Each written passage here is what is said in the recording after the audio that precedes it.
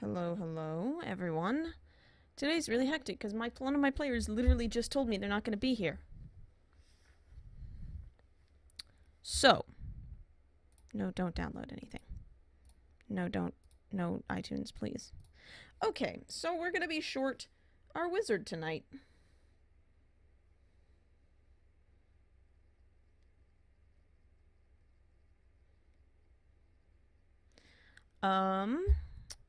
Hopefully this won't be too much of an issue. I am Falcon. Thank you for dropping by tonight. Welcome to Dungeons & Dragons.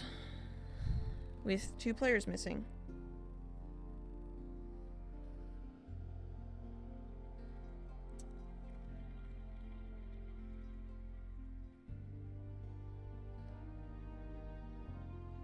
I can't even... Hold on just a second. I have to...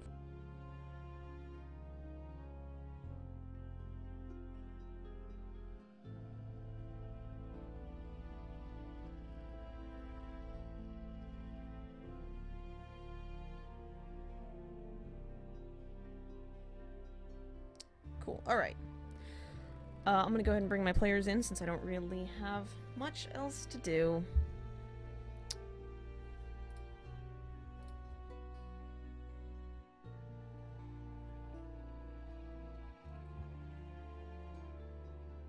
I muted myself. Sorry. Everyone here that's gonna be here?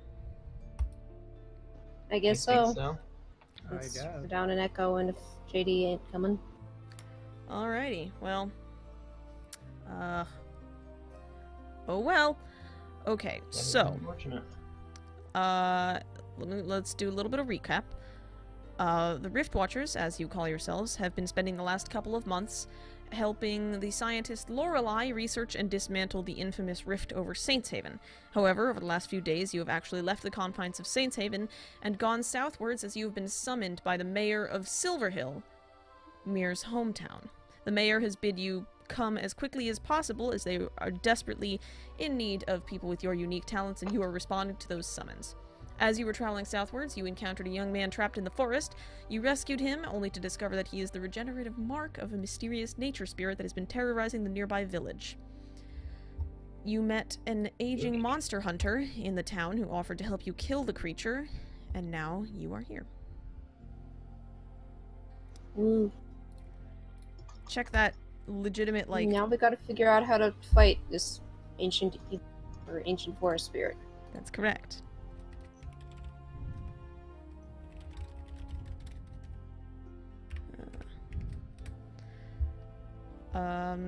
Tannock, your friendly monster, well, friendly, your monster hunter acquaintance, told you that this beast can be killed if you make a unique paste out of, I think it was nettle root, black walnut, firefly, and some sort of fish. The skins. fireflies. I don't even remember what the fish was. But you collected There's the a fishy ingredients for kind of that. fish. And if you put that paste on a magical or silvered weapon, it will be able to damage the creature. You've collected all the ingredients and you've found the creature's lair. I did post a picture in the Discord of the map of the lair, and I would like you to, when it comes time, pick off that map where you wish to hide when you summon it. Alright. Might be a moment, though.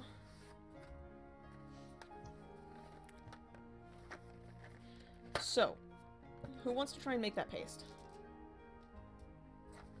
Does anyone here have, like, alchemy or anything like that? I have herbalism. Mm-mm. That'll do it. Maybe. Yeah, The main question is, does someone have an alternative? Because if not, I think Mir's breaking out her mortar and pestle. I don't have anything that will be any use. You're a little quiet, Luke. I don't...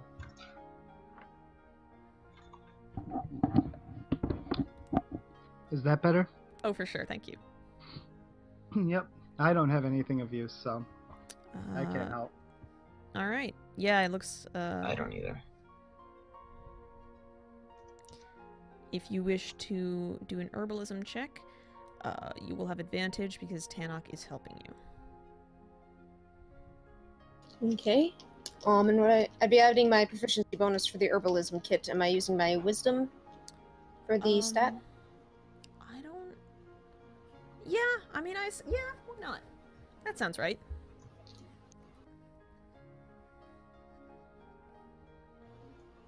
Natural 20. Seriously? Yep. Holy shit. I like this is this first roll on my new die, and I like it already. Wow, nice. Okay, yeah. So with bonuses, that's 27. Yeah, you managed to easily mix this paste. Tannock sort of tells you the proportions, and it's like you barely even need him to be there at all. Nope, you create it. It's amazing. It is perfect, and it will stick absolutely to your weapons. You will not have to reapply after any number of hits. Nice. That's Quantity useful. amount, just there's enough. There's enough for For anyone who needs it, or enough for one weapon? enough for anyone who needs it. Okay. So I believe you, Brahm, you, Minato, and Tannock all have magical or silvered weapons, correct? Yes. Aye. I believe so. Zakro is a mage, will not be participating in the fight. Mir will probably huck Sacred Flame at it and hope it works. Okay. Oh, that's not the right thing. Yeah, And then Temp was, I was gonna say, Oh, Temp's got fists. just slather some of the paste on your knuckles. Yep. Eat If it you in dip the your face. hands in it, that's enough. So I've been meaning to get a manicure for a while now. I was just about to say, yes, you exfoliate your hands with paste. it's got those because the face scales. Is it good for the pores? Yeah. It's like Oh, hell yeah. Have you guys ever We gotten the about it. Lush product Herbalism? It kind of feels like that. It also smells like that too. So slight downfall there. Just kidding. The Herbalism smells great. It's an acquired, not exactly taste, but yeah. Acquired smell. liking. All right. So now, Acquired if you would smelling. tell me on that map where you want to hide. Tannock is going to take up a position directly above the lair itself. I will take between positions 1 and 2, like entrances 1 and 2. There's that cracked rock and that small rock right in front of it. Here's the I'll be hiding in that little nook. All right. Between entrances 1 and 2. Alrighty. Mir's gonna be toward the top between that the tree and the rock. Kinda nestled in there, trying to be stealthy. Near entrance 2? Or near entrance No, 1? but at the top near 4 and 1. Near The top of 4. the photo you sent us. I think Oh, so it yeah, might have it's been sideways. rotated. That is the Oh, yes. Okay, far left left side. then. Between there's a rock in the top left corner, then a tree a bit below that. I assume that's tree. Yes. I'm just gonna be hanging out between them, using them as cover. Okay. Reminder Until that the I'm on gonna this hide map, behind. Reminder that on this map, 4 of these little blue squares are one major square because I messed it up while I was drawing it. Minato, I'm not sure if you'll be able to fit yourself in that nook and cranny, but you can definitely kind of chill near it. Maybe Can lay I yourself squeeze on the myself- rock. Can you what? Can I squeeze myself in behind the tree in between 2 and 3? There's kind of a decent sure. space there. Absolutely. I'll kind of perch on that, between the large cracked rock and the large rock next to it then. Gotcha. Kind of perch Gotcha. in I between assume we'll be rolling stealth rolls at some point. At some point. Mir, where are you? You're just between the rock and the tree? Yeah, over on the left side. That's right. Okay. And What's the Temp? little- No, Temp, What's I the got little you. dot? Oh, Brom? sorry. What's the little dot below? I rotated the map on my screen. Mhm. So the big tree that's in the bottom left corner? Yep. What's the little tiny circle that's got something scribbled next to it I can't read? It's a bunch of rocks. There is a slope Rock. running down there, so a bunch of rocks have fallen down the slope over time and collected against the roots. Okay. So on the left side of that tree, there's like a little Alcove? U-shaped alcove. Yeah, I'll jump in there if no one's already in there. Alright. And then I will put Tannock here. Who would like to break the totem? I will. All right. Yeah. Minato chef. I'm gonna go ahead and say, and this is gonna be kind of a tough check, but you're all gonna make stealth checks as soon as you break the totem and bring yourself back into position, Minato. And Tanok is going to go ahead and cast Pass Without Trace, so all of you have +10 to your stealth. Yay. Awesome. Nice. Yeah. Okay. So Minato.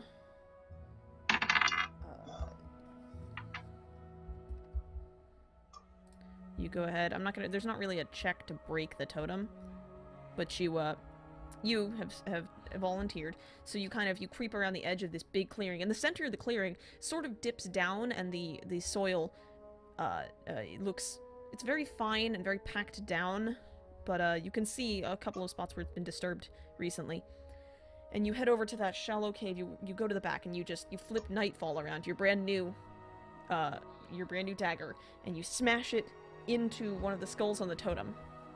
And as soon as you do this, you guys, all of you, hear from within the forest that same sort of upscaling screeching that you heard the other night, Nice. where it goes and it scales up out of hearing range. And Minato, Nice. you turn and you book it back to those rocks. And I would like everyone to go It knows we're ahead here. and make a stealth check. +10, right? That's correct. 32. Awesome. 30. What's 31. 30. Mirror. 30. Temp. 28. Temp, you got a 31. Yes. From 28. Let's roll for Tanok.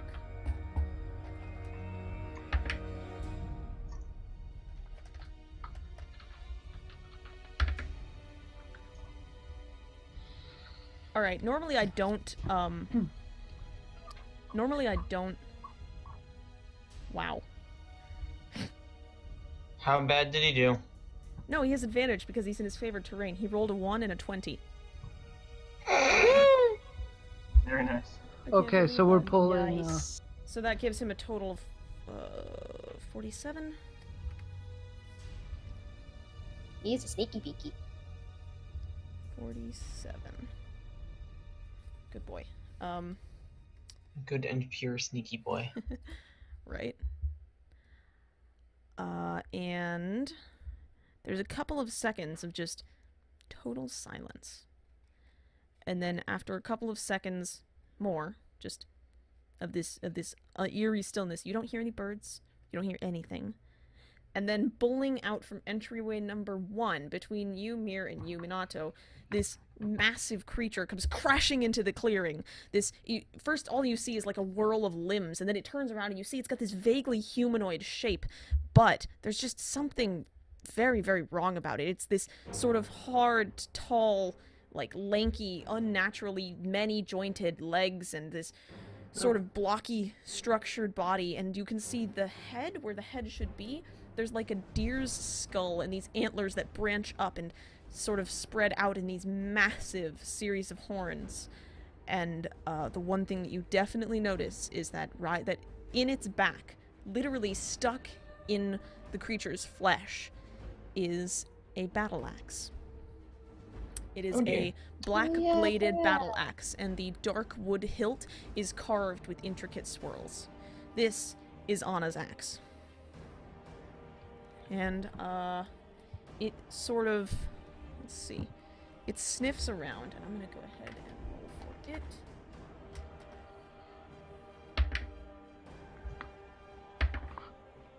Let's see, that's a... How far away from me is it? How far away from you? It is about...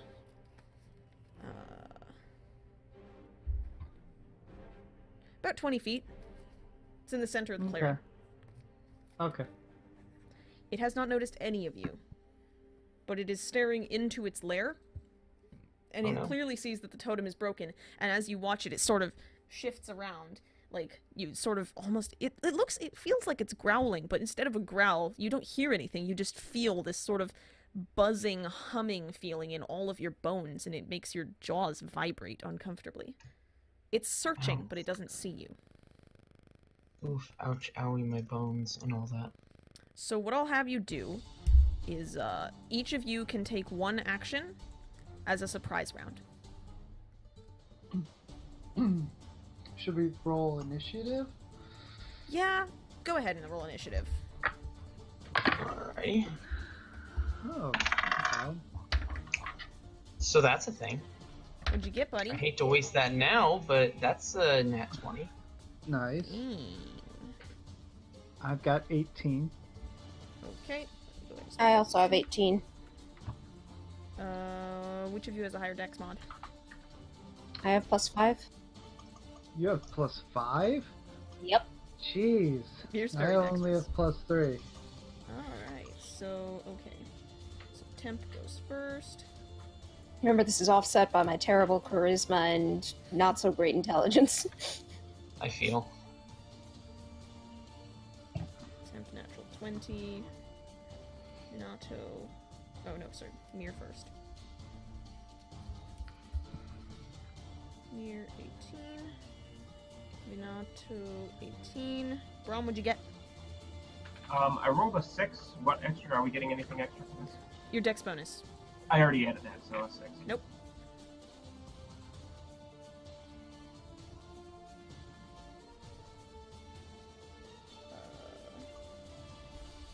Oh, I didn't roll for Tana. Hey, buddy. Ooh.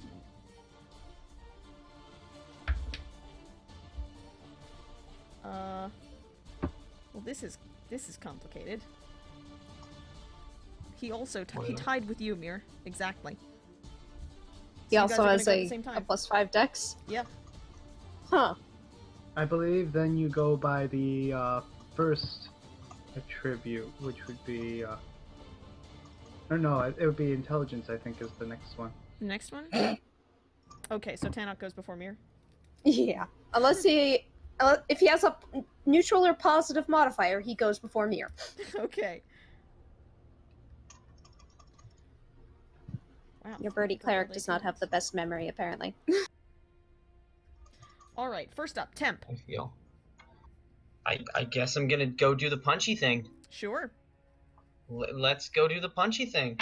Absolutely. Ooh, that's a 16. Does not hit. Didn't think so. Second hand. That's a crit. Oh my god. You're killing it. You're well, hopefully. So that's gonna be 4 plus 5. That's gonna be 9 damage on the crit. Okay. Gonna spend a key point for Alright. flurry of blows. Sure thing. That's a 19 to hit. Nope. Sorry, 25 to hit. Oh, that will 19 hit, roll. yes. Roll. There we go. That was a 9 damage, and it can't take reactions until my next turn. Okay. And the other one was another 27 to hit. Yep.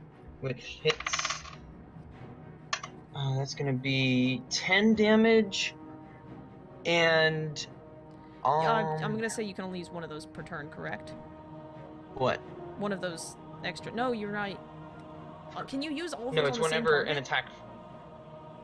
Yeah, you can Sorry? use as many key points in one turn as you want, All right. Yes. so long as you So have the the second action one- to do so. It needs to succeed on a dexterity saving throw or fall prone. Okay. Let me go ahead and roll that for it. What's the DC? 13. It saves. Alright, and I'm gonna spend an additional key point for that melee hit. It must succeed on a constitution save or be stunned until the end of my next turn. Okay. Natural 20. It saves. Alright. That's it for me then. Okay, next up is Tanok.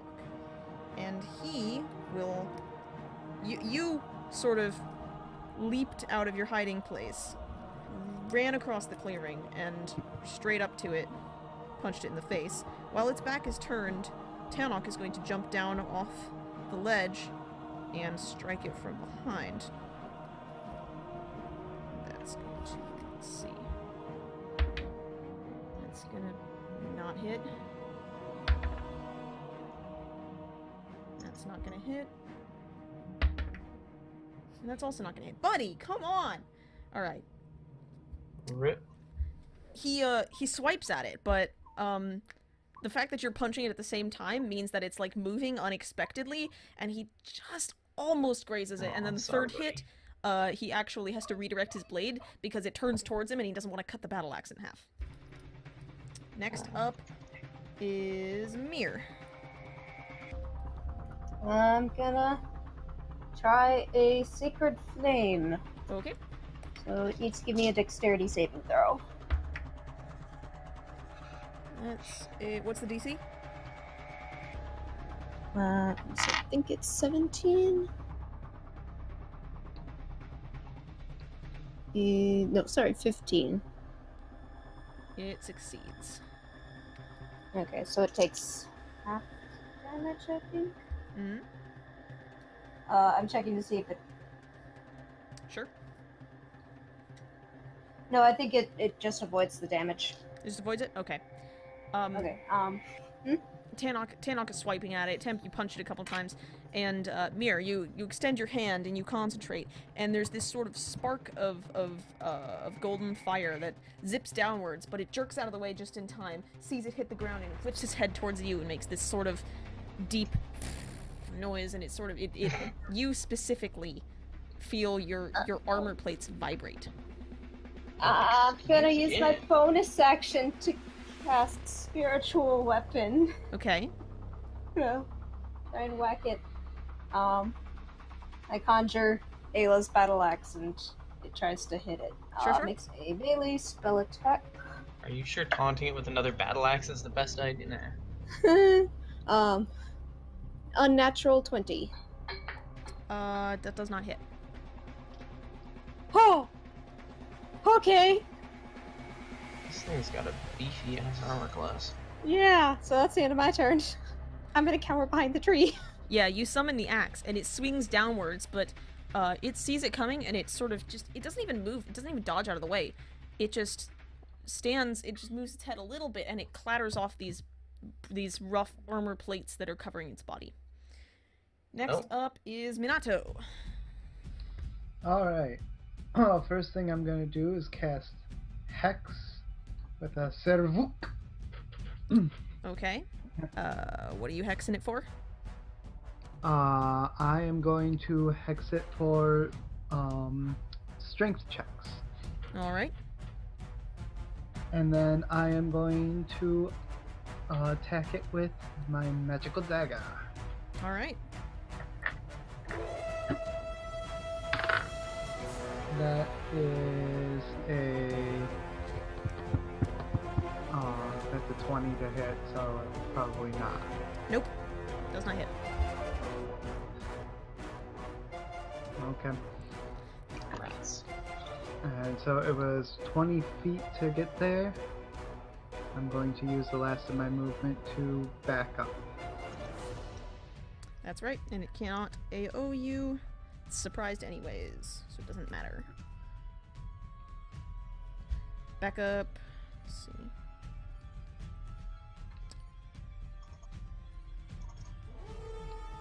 My mistake. It was 15 feet away from you. I was counting where Mir was. Ah. So you can move all So the way I back go to your back- rock if you want. Yep. I'll Alright. move all the way back up to the rock. Sure. Safety. Yep. Alrighty. It doesn't look like a Next safety up rock. is you, Brom. Alright, I'll run up and take a swing at it with my magically painted magical hammer. Yeah, you can make it there. Sure thing. Roll to attack. Alright, Roll to hit. That is... what is this? 19. Does not hit. Oh, wait, 21. 21, because... That hits. Efficiency. Alright, sweet. So we now know its AC is 21. Alright, let me find the D8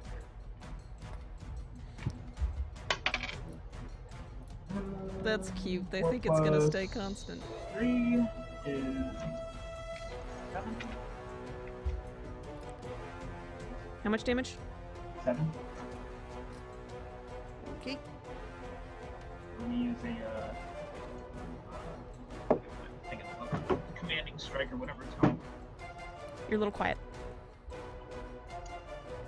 Something about commanding strike. Yeah, 1 second. Is that any better? Yeah, a little.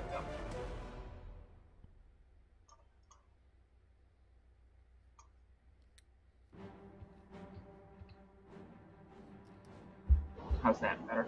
Yes. All right, 1 second. So using a commanding strike.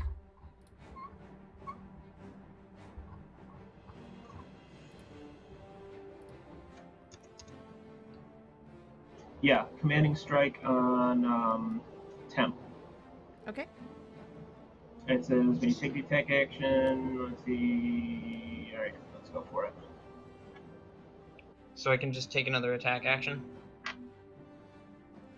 Yeah, you have to take an attack and hit, and then if it succeeds, you get a superiority die added to your attack. Nice, roll to hit. I get what added to my attack? Sorry, you were cutting out. Just really extra hard. extra damage. Okay. That is a 23. That hits. That'll do 4 plus that's 9 damage, and then you said there's extra damage that gets Yeah, added I on that? rolled Is an it 8 another- on a D8, so you get an extra. Oh shit. Okay, so that's 17 damage. Okay. It looks a little annoyed. Good, it better. Alrighty. Top of the round. Temp, it is your turn. I'm back. That's a 12 for my first attack, so that's Nope. not gonna hit. Second attack is another nat 20. Jeez. Christ Okay. alive. Okay. Roll the That's dice gonna yourself. be 15 damage. Alright. No, sorry. That's not 15. That's 11 damage, sorry. My mistake. I'm gonna spend a key point for Flurry of Blows again. That's a 4, so that doesn't hit. And that's a 24. Yeah, that hits. And that's gonna be 6 damage, and it can't take reactions until my next turn. Okay. You done? And yep, that's my turn. Next up is Tanok. He will attack it. It's not gonna hit. I can't fucking roll for shit. That one will hit. Okay, finally. That's gonna deal. He's gonna. Where are we?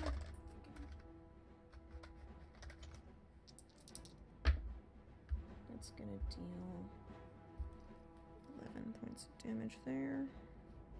Alright. And since his first 2 attacks were failures, that's his turn. Mir, it is yours. Wow, rip. Right? I'm going to spend action. Just double check this is an action cast.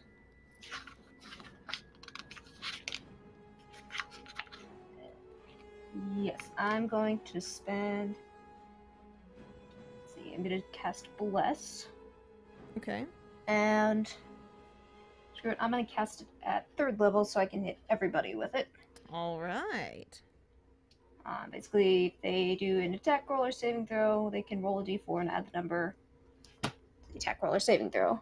And then for my bonus action, I'll have the spiritual weapon try to hit it again. Okay. Roll the attack. I get to have the d4. Still short. Set 19. 19 does not hit. Yeah. Alright, next up. Alright, Minato. Alright, to start, I am going to cast Blur on myself. Okay. And I am going to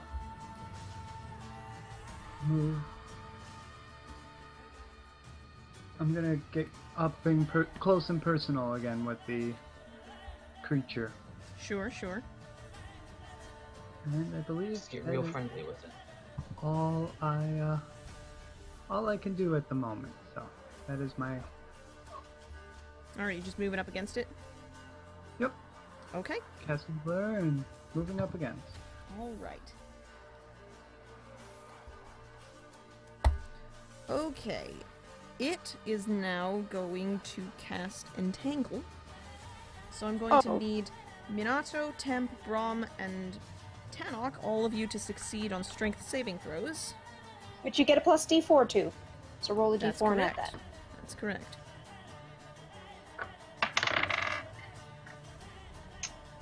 I don't think the D4 is gonna help.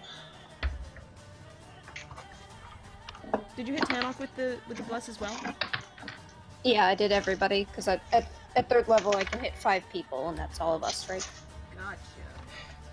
Yep. Nope. That's an 8 with the bless. Oh dear. Braum, what'd you get?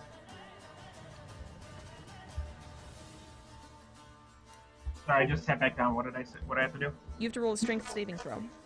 All right. Yeah. And roll a D4 and add that. You're That's blessed. the bless. All right. So D4 is a 4.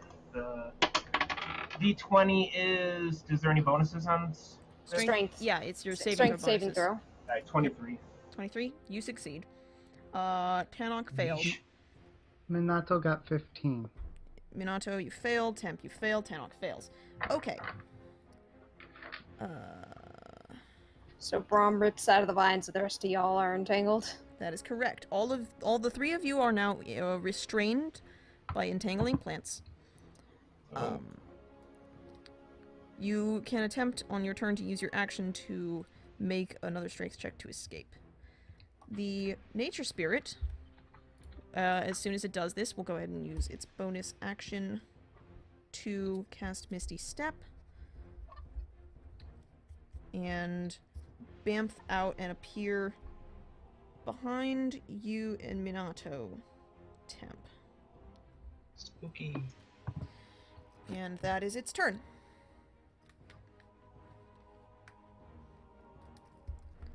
Next up is you, Braum. All right, I'm the only one who's not occupied, right? Correct. All right, can I use an attack and a attempt to use my massive dwarven strength and rip someone out of their bindings? Or is this like magical entanglement? It's magical entanglement. All right, I'll hit it. Alright, you'll move over to it and hit it. Let's go for it. You there. That puts you between it and the others. An 18. Does not hit. Okay. I get an extra attack. That's correct. That's a nat 20. Yep. Damn, you guys.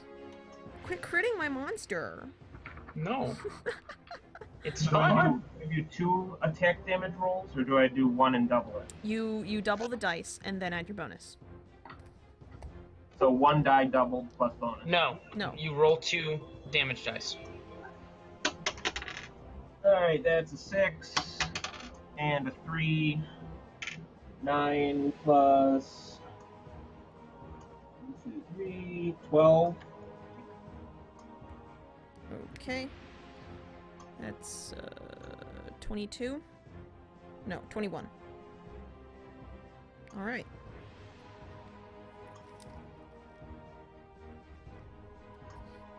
What?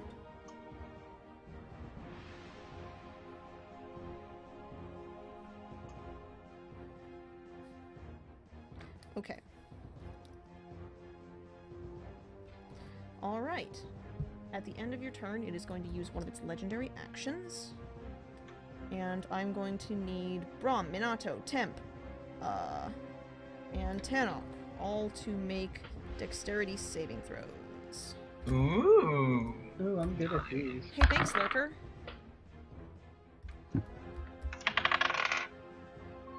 Dexterity saving throws? That's correct. That's Um, 23. However, you, Temp, Minato, and Tanok, I believe you are restrained at the moment. Yes. And I'm not certain, but I'm pretty sure that might mean you auto-fail. So fail or just give them disadvantage. I might be an auto-fail. Let me check the player handbook. And then I have an ability that might have an interaction here. Okay. What is that ability? Evasion. Against certain area effects on dex save to take half damage, I take 0 damage on a success or half on a fail. Okay. Yeah, that would probably apply here. Where the hell is the... Where's the condition section? God damn it. I think it's in the appendix. It's one of the appendices. I've got it. Condition 290, yep. Invisible, petrified, paralyzed. Isn't restrained. A restrained creature's speed becomes 0 and can't benefit from any bonus speed. Attack rolls has advantage. Creature has disadvantage on saving throws. Yep. Oh, that's not as good. So I have disadvantage then? Yep. Alright, that's still a 19. Okay, what did you get, Minato? Adding it up right now. It was an unnatural 20. It is now a 18. Okay. Minato and Temp, both of you succeed. Tanok, however, does not. Oh, poor Tanok. Still fails. Even with rolling max on Bless. He rolled a 3, which only adds up to like 13 or something. So he will...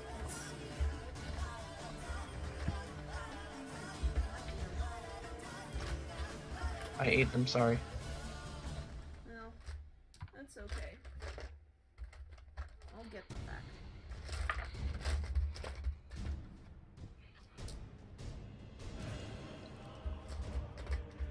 And you have evasion that allows you, on success, to take half damage? Or take no damage? To take no damage, yes. Alright. As do I. You both have evasion? Yep. Man, poor Tanok is the only one gonna get rinsed by this shit.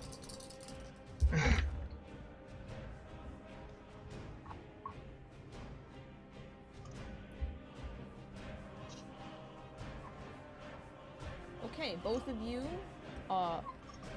despite the fact that you are literally grappled by vines, you somehow managed to twist your way out of the, Oh, Brom, what'd you get? I rolled a 22. Okay, you succeed. And he's not tangled in the vines, so. You succeed, but you do take half damage. So, Brom, you take 11 points of piercing damage, and Tanok takes 23 as the nature spirit slams its front arms down into the ground, and in a rippling line in front of it, these sort of sharp root-like vine structures explode out of the soil and attempt to impale all of you. One of them Ouch. actually hits Tanok right on the side and pretty much goes straight through, and he looks pretty hurt by that. Braum, one of them yeah. gets you a little bit, but it's not that much of a big deal. Honestly, Tanok looks pretty hurt, but he's more annoyed than anything.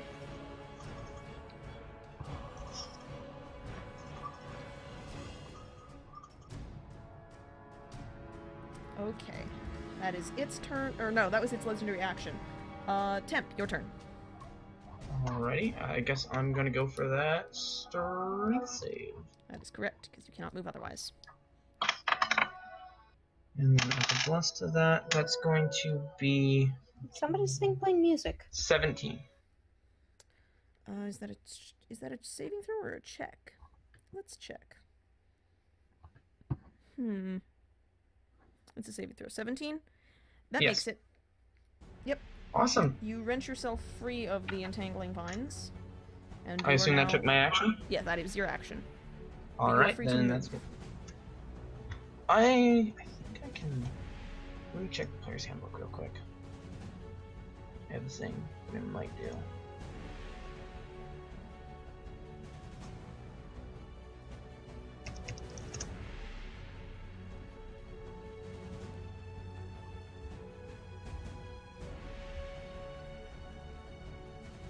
Tanok is on deck, but after him is you, Mir.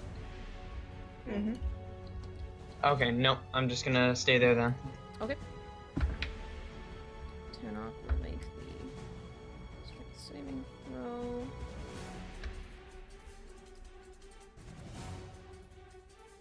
Yep, he makes it. He pulls himself free. And he will move out of the area to the side. Mir, your turn. Tanok is he still engaged with the creature? Or... No, he's away from it. I'm gonna break cover and go to heal him. How badly damaged does he look? He doesn't look that bad off. The strike itself of the root looked pretty bad, but like overall, he's all right. I'll just do first level cure wounds then. What is your speed? 30.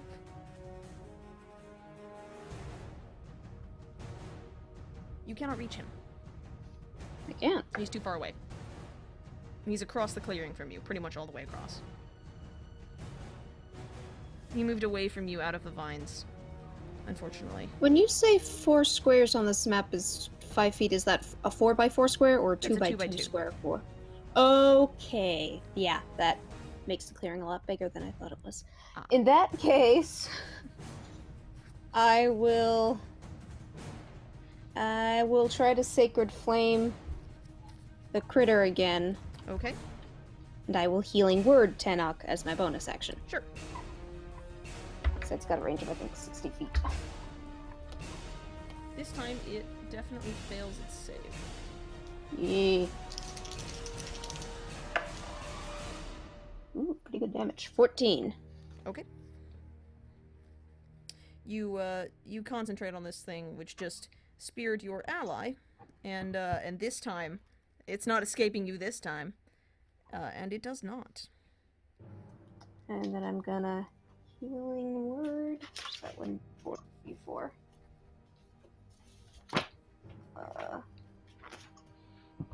1d4 plus my spellcasting ability modifier plus my extra domain. So 4 plus 8. 11 points. Okay. And that's the end of my turn. Alright. Minato, you are next. Alright, I guess I will try and break free. Another strength saving throw, right? That's correct. 17 plus 1, so 18. That succeeds. You wrench yourself free of the vines. You have your movement and your bonus action, should you wish to do anything. Alright, can I cast a cantrip as a bonus action? It should say in the cantrip description there'll be a thing unless that it lists casting specifies. time. Yeah, unless it specifies bonus action, no. Okay.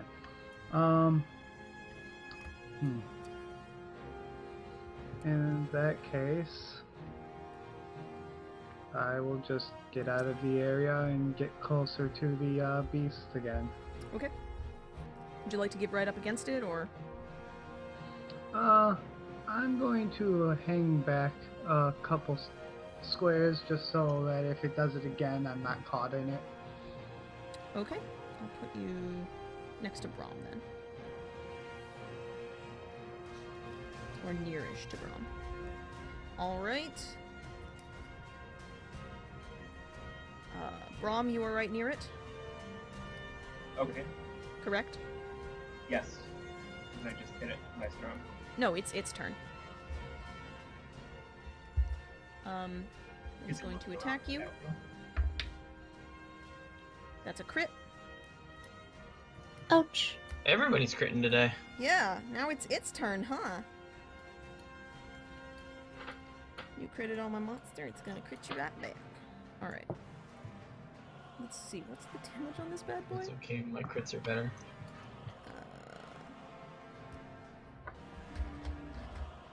wouldn't be so certain about that. My brain just went, my crits are better than yours. Damn right, it's better than yours.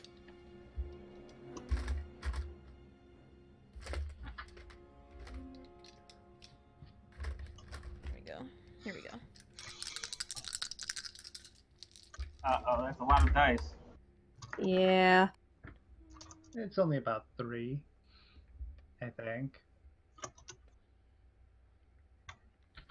Well, if it's doubled, it should be an even number. No, you double the dice. Oh, wait, yeah. Brom, take 29 points of slashing damage. 29? Oh my god. It will Even use before it its adds the modifier. Second attack on you.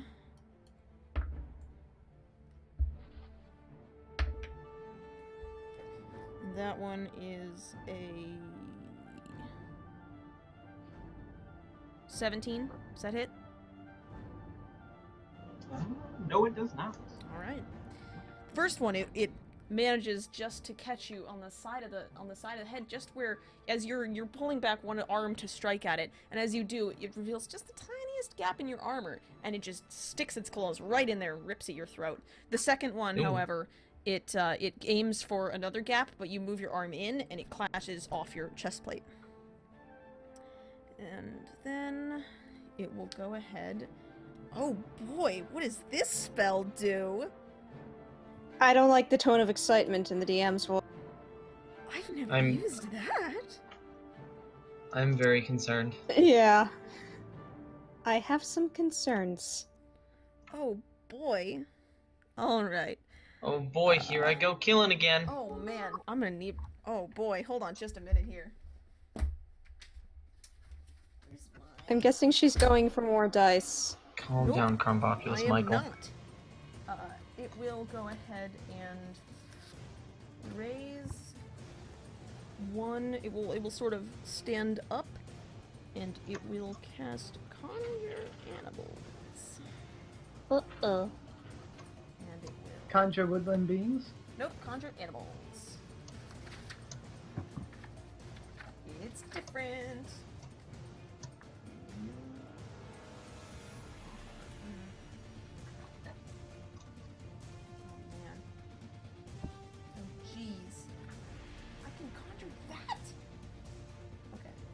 Oh boy.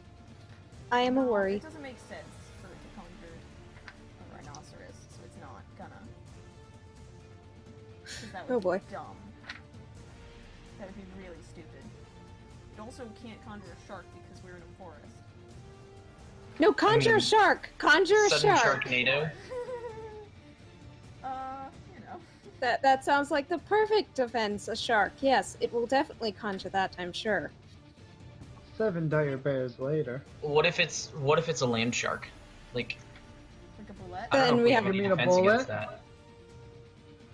A bullet. No, I is mean- what- land shark. It'll go ahead and conjure 2 giant hyenas. Oh! Okay. Fun. Alright.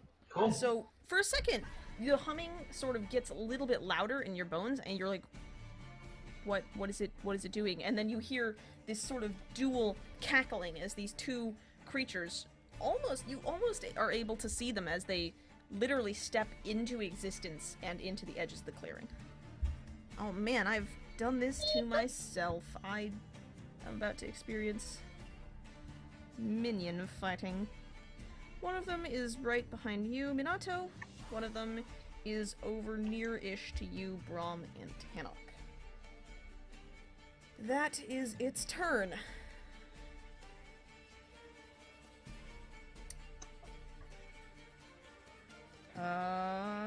Next up is you, Brom.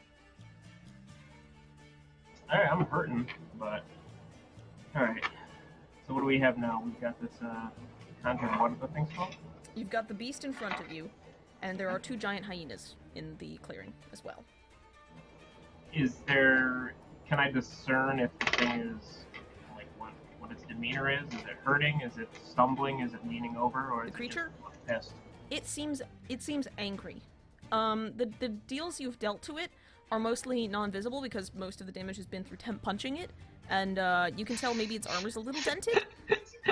But other than that, it's not easy to see what's happened to it. Doesn't look like it's that wounded. Okay, I'll take a swing at it. Alright.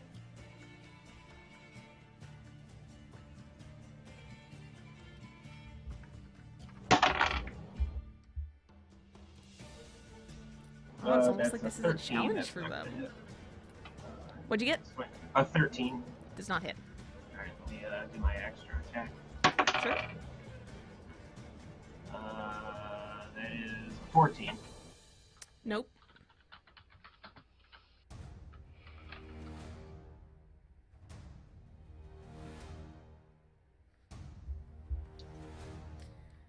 Is that your turn? Yeah, I'm good. Alright, Temp, it is up to you.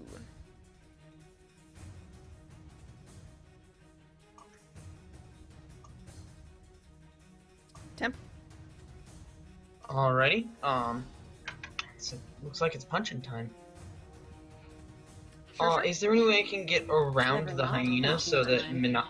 so that I'm flanking it? Around the hyena. ha- Which one? Have it between the one that's closer to Minato and I? You can get Alright. next to it. Sorry? You can get up next to it, yeah. Alright. I'm gonna start by attacking it. Okay. And Go ahead. that's gonna be a 27 to hit. Yeah, that hits. And it's gonna do 6 damage. Alright. Second attack. That is a 25. Hits. It's gonna do another 6 damage. Okay. So that was for how many and then how many on top of that? It was 6 and 6. Okay. Not gonna use Flurry of Blows, but gonna use my bonus action for the melee hit, and it's not gonna hit. Okay, what'd you roll? At 4. Yeah, that will. So that's a 12. Yep. Well, actually that does hit. Oh, heck, okay. It's a hyena, it's not exactly Fair. That's 10 damage. Okay. You walk up to this thing and you punch the snot out of it. It looks almost stunned by your sudden appearance and assault. Good. Alright. That your turn? Yep. Tanok is next. And he will, let's see. He will move oh wait. He'll move towards the beast, completely ignoring the hyena. He doesn't give a shit about the hyena. Nice. So we'll go around it, right up to the beast, next to you, Minato.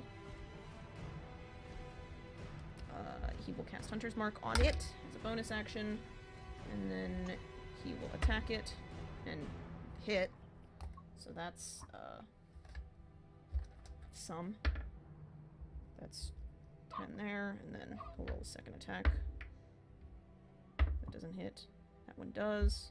It's another 10, so we'll do 20 damage to it. And that's his turn.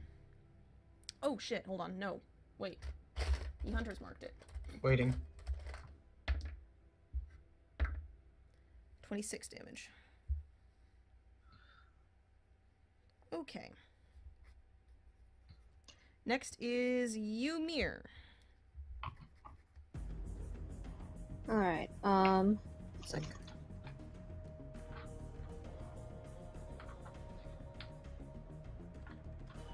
Okay, so Braum looks...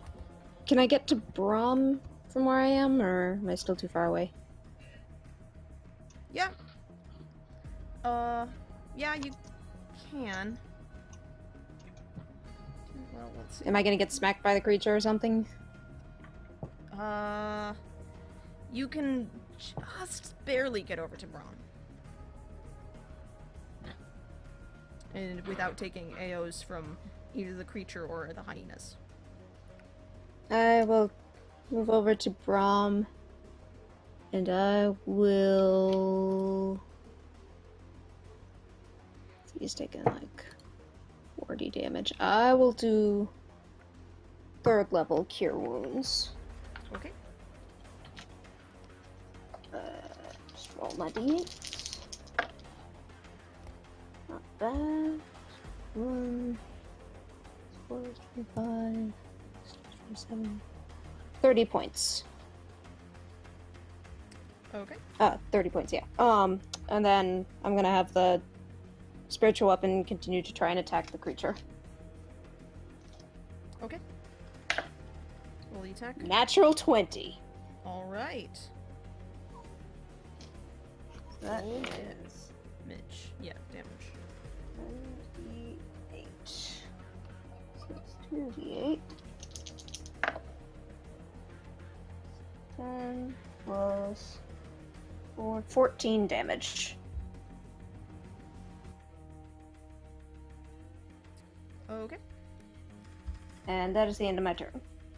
All right. Next up is Minato.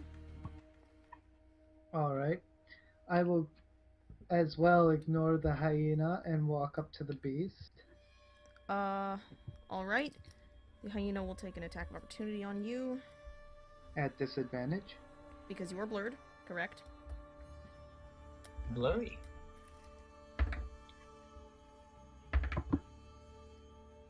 Yeah, it's not gonna hit. Go ahead. Continue. Alright, and then I would like to attack it with my dagger. Sure. With a wonderful 25 to hit. That hits. And because it is flank, Correct. You get sneak attack. I get my sneak attack. That's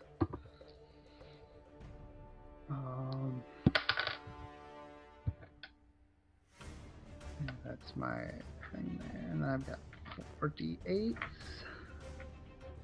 Only got, and that is 5, 10, 17 damage total. Okay. And that's it. All right. Oh wait. I almost forgot, because it's been a while. I also have hex.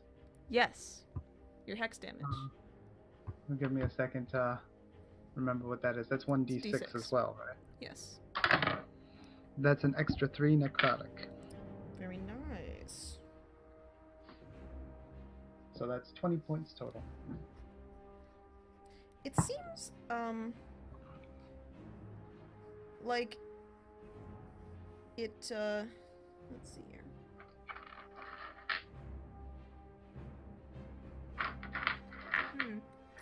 Oh, I see. Hold on just a minute. I did some math wrong. How could you? Did some funky math. I'll see you burn for this. Your hex, what does that take the form of smoke? Of what? What does that look like? If I remember correctly, it was a dull glowing haze that just illuminated the edges of the creature. Okay, yeah. As you sneak, you dart forward, and you see the hyena out of the corner of your eye, like half-heartedly take a swipe at you and almost fall over. And you dart towards this creature, and you reach underneath it and slash at it with your pasty dagger, and as you do that, you see the light that is sort of clinging to its frame sink into the wound that you leave, and it sort of lets out this noise as you do that. Oh dear. What did it sound like again? I'm not doing that again. Do it again. No, Stop it's it. Play it again, Sam. God damn it, both all of you. Alright, is that your turn? that is all. Okay. Did you expect anything else with this group? Comes up to it. And it will go ahead, and you see the area that had been filled with plants just sort of dissipates. They go away. Oh no. And it's gonna cast it again. Temp, Minato, Tanok, and Braum. Saving throws, please. Oh, wait, Mir, did you come up to Braum? Yeah. Yeah, I was gonna say I'm gonna have to make one too, aren't I? You sure are. Rip. Everybody makes That's saving What throws. saving throw is it again? Strength. Ooh. That's a 15. And remember, y'all are blessed. Oh, Yep. we still are? Yeah, that lasts for a minute, so that's like 10 rounds. Yep. Oh, fantastic. I got an 18. Oh, You succeed. I got a 21. You succeed. 19. 19, you succeed. Thank you, succeeds. Mir. Temp, Thank you. I got a 15. you fail. You're the Yeah, only one this figured. time. Okay, the vines come up again. And, strangely, even though the hyena's in them, it doesn't seem affected. Temp, you are the only one caught by the vines. The rest of you rip your arms and legs out of them. You've seen this trick already. This is nothing. Then it is going to go ahead and Misty Step, bonus action. There's a light puff of this sort of silvery greenish smoke, and it appears right behind you, Temp. Oh no. Uh-oh. And as one of it's gonna attack you. It gets one attack because this is like a bonus thingy, but that's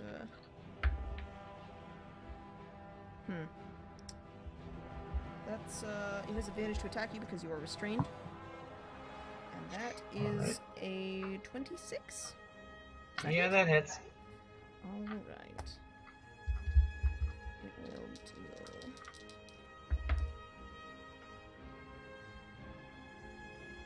16 points of slashing damage to you. And Alright. that is its turn. Okay, next up is Brahm. The thing vanished from in front of you and appeared behind Temp right before just slashing him across the back. Am I closer to one of the hyena things? Yeah, you're about 10 feet from one of them. From Hyena 1. Oh, shit, I didn't roll initiative for the hyenas. Fuck. Wow. We'll get there. Okay, yeah, I'll get there. Did they roll a nat 1? Nope. Nat 2. Nope. Nat 20? Since Maybe? the monster is preoccupied, can I sneak up and try to get a sneak attack or anything like that, or is that a You class? cannot sneak attack, you are not a rogue. Okay. Well, I mean, do you get any bonuses for being unaware? Like, does it get a... It is aware of all of you. It is aware of all of them. Yeah. Yes. It mostly applies if you are a rogue or have some sort of special abilities for that. Correct.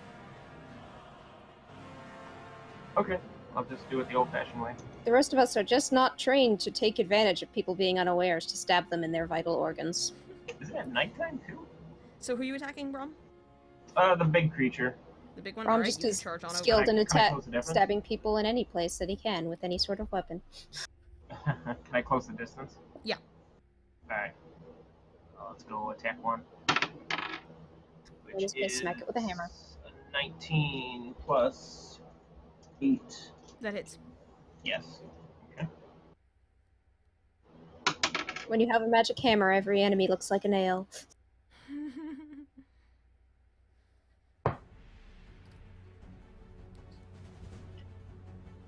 Okay, that is a 5 for damage. Okay. And swing again. Sure. You're adding your And the strength D20 bonus to off. his damage, right? Yeah, I was gonna say you add your strength to the damage as well as, I think, a +1 from the magic hammer. That's correct. Are you adding that? You know what? I was not. I only added 3 for some reason. I had 3 written down here. Alright, playing so this that game should have for 5 been a months? 7 instead of a 5. So that's how much? 7. Okay. Next attack? Second attack. Second attack is a 14. Does not hit.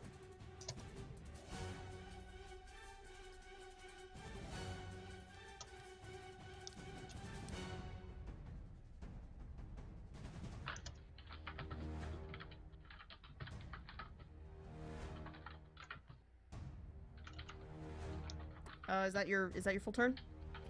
Yes. Okay. Next up is you, Temp. You can use Alrighty. action to make a saving throw to get out of the vines. That's what I'm gonna do. And I add a +4. That's a D4, sorry. yeah. That's a 14, so that's not gonna get me out. You do not succeed. Wah. Oh, that's unfortunate. Oh well. Is that your turn? Yeah. At the end of your turn, it will use one of its legendary actions to go Uh-oh. ahead. Minato, Tanok, Mir, and Temp. Brom, you are outside of the cone. Go ahead, all of you make dexterity saving throws. Ouch. Where did I put Yeah, that's a. Add your D4.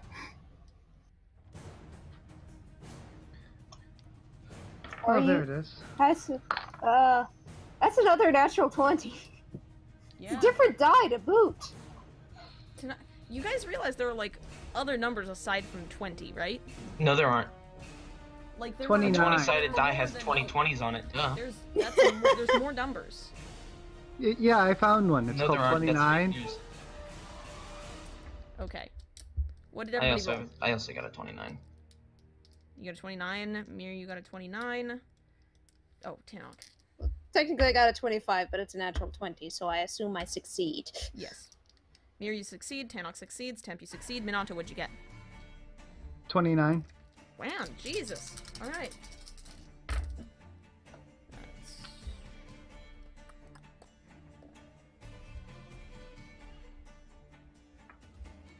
All of you take only 9 points of piercing damage this time as it repeats Except its for those earlier of us who have maneuver evasion. and causes Exactly. very sharp roots to spike up from the ground. Most of you manage to twist out of the way for the most part. They do get you a little bit, but could have been worse. Next up are the hyenas. Hyena 2 is going to attack you, Temp, because you're next to it and doesn't want to move. That's cocked. That's a miss. So it fails. Hyena 1 is going to move up to you, Mir, and attack you.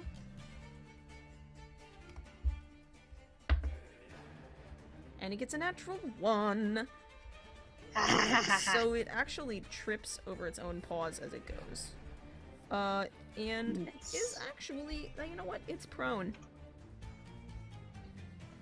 So there's that. The hyena is? Oh dear. Now it's Tanok's turn. Oh, I forgot to subtract from his. Oops. Hold on.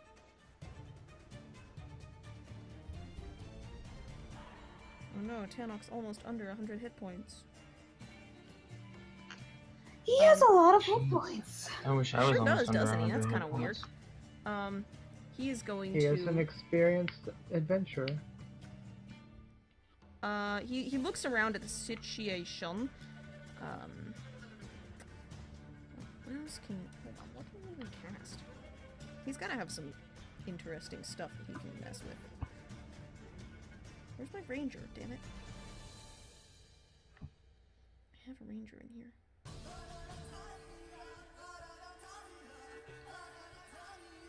Oh my god, I just realized he could also cast Conjure Animals.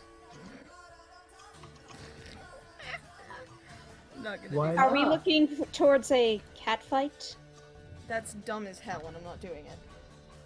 No, more like a Aw. hyena That'd be fight. so fucking funny, my man. That would be so funny. But no, we're not going to do that.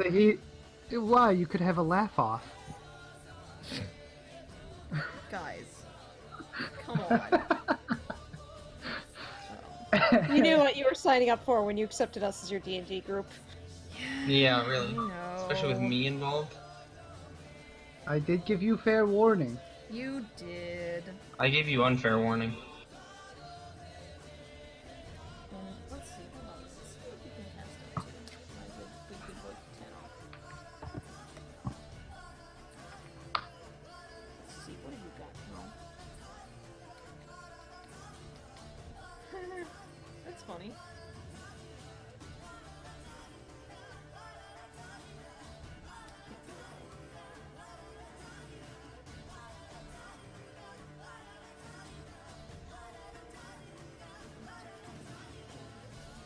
Okay. He will, now that's interesting. he will move between you, Temp, and you, Mir, and he will skirt around the area to a very odd-looking angle, and he will cast Grasping Vine on the creature. And it will try to make a dexterity saving throw, and it gets 13, and fails. And it gets pulled towards him, which means Temp, Brom, and Mir, all of you get attacks of opportunity on it. I can't. Can't? Because I'm restrained. Can't take attacks of opportunity? Alright. I don't think I can take attacks, can I? What about Minato? Minato, you are not next to the creature. I was. Yeah, it Misty stepped away. Oh, Remember? okay. For attacks of opportunity, can I use the spiritual weapon for that, or do I have to hit it with an actual weapon? Yeah, no, it doesn't say anything about not taking attacks while you're restrained. You can absolutely do that. Oh, cool. You just have to Yeah. use your action to try and escape. Or you can use It's your just- action. It's at Nope. disadvantage if you take an attack while restrained. Yeah, that's it, though. So you add a d4. Because bless. Doesn't matter because I rolled a 2 on one of them. Oh. Falcon, can I use the spiritual weapon to attack him, since I already have that conjured? Okay. Yeah. It's, well, no, it's not in the path of yoinkage. Or near it. Okay. So it will not be entering or leaving the spiritual weapons. So I have to use, like, my mace? Yeah, I think I have a mace. It's been so long since I've used it. or something, yeah. Yes, I own a mace. There you go.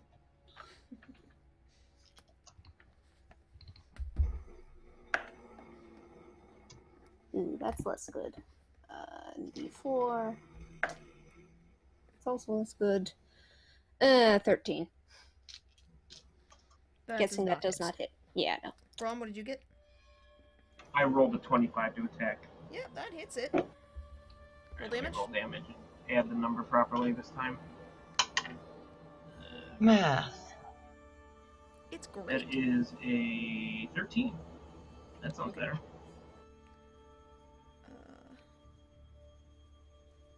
And then, as a compliment to that, Tanok will also attack it.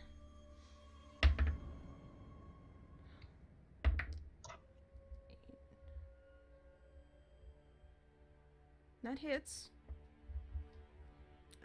So that's his. Fuck, what damage dice is this again? Okay, that's not bad.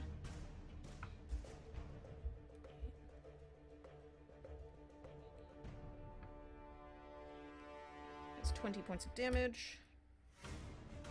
Alright.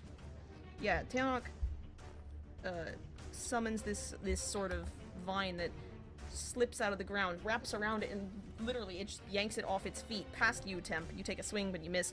Brom, you're like halfway through taking a swing at it anyway, so you just go for it. And as it whips past you, you give it a sound crack on one of its shoulders. Mir flails at it with her mace, but it's been such a while since she's used this thing. You saw it coming, you grabbed for the mace, panicked, and it went by. And now it is... Oh shit, is it prone? No, it's not. It's just pulled. Okay. Yeah, alright. Yep, it is now next to Tanok. And his turn is over. Mir, it's you. I'm gonna move my spiritual weapon over to smack it if I can. Sure.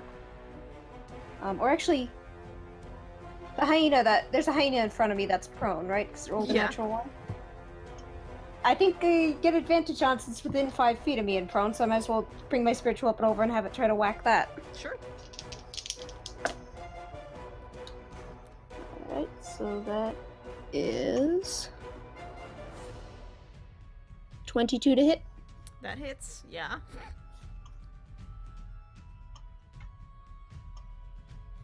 And 10 damage. Okay. Force damage, if that matters. It's a hyena. And see, how close am I to the creature? Is it within 60 feet? Yes. Then I will Sacred Flame it again. Give me a dex you're save. it's actually about 5 feet from you. Oh! You were nearish to Tanok, and he whipped it past you, but he deposited it about 1 square away. Let me just see, do I have... I do not have that prepared, so I will just do the Sacred Flame again. Dex save, please. Sure. It's gonna use one of its legendary resistances to succeed. Okay, then it takes no damage. And that's the end of my turn. You try to call down Divine Fire for the 3rd time, because you know that it hurt last time. Actually, the hyena is prone. Can it not take attacks of opportunity against me? I don't think it can. Let me check. Then I'm gonna scoot slightly further away from the Let me check. creature if I can. If it is, yeah. Well, the dates are back here. Fuck, I didn't know that. Disadvantage on attack rolls. No, it can take him. It just has disadvantage. It's Okay, worth I'll. it.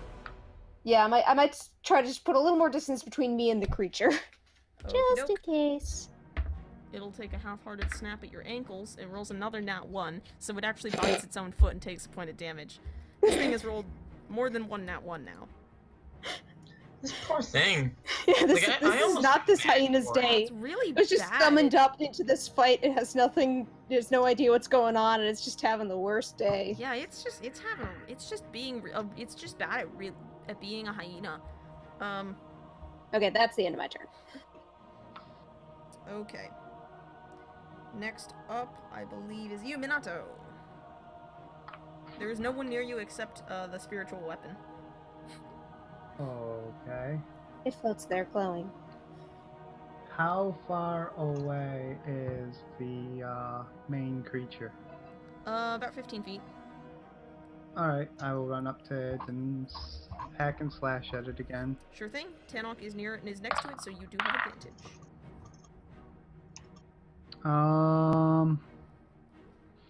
That is... I don't think that hits. That's 19. Does not hit.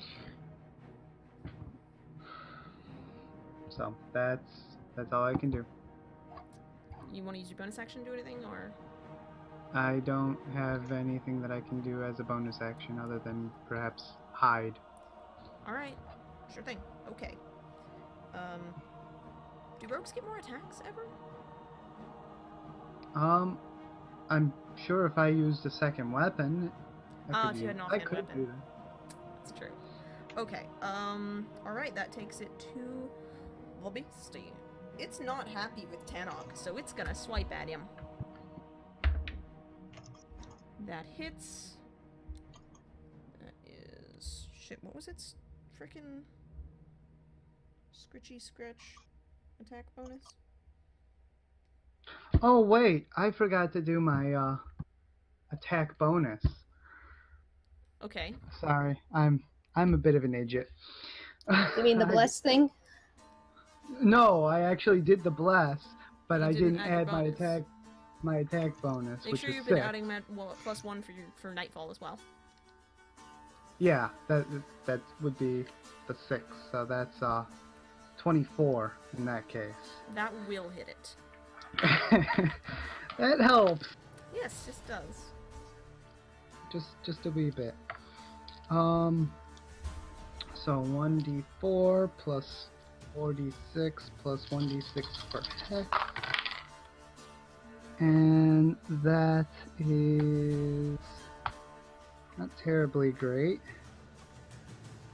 15 points. 14 points, 1 necrotic, so 15 points total. And that's the end of my turn. Yeah, you scoot up next to this thing. You gently bypass Mirror. And as the vine is still holding onto it, you slam your dagger right into the back of it, and this thing, it arches its back backwards. Actually, almost bonks you with the handle of the battle axe that's stuck between its shoulder blades. It's looking pretty bad. It's looking real rough at this point. Good. And that takes Good. it to it. It is its turn. And it is just gonna straight up turn around and do an attack on do a couple of attacks on you. Oh wait. No, yeah. Yep, that's what it's doing. On That who? That's 20, does that hit? On who?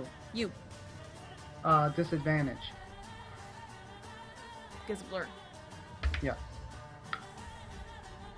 18? Yes, that hits. Okay. Shit, I don't know what happened. I'm slowly picturing like Minato not wanting her photograph taken for something. She just casts blur on herself, so she's blurry in every None of photo. the photographs come out.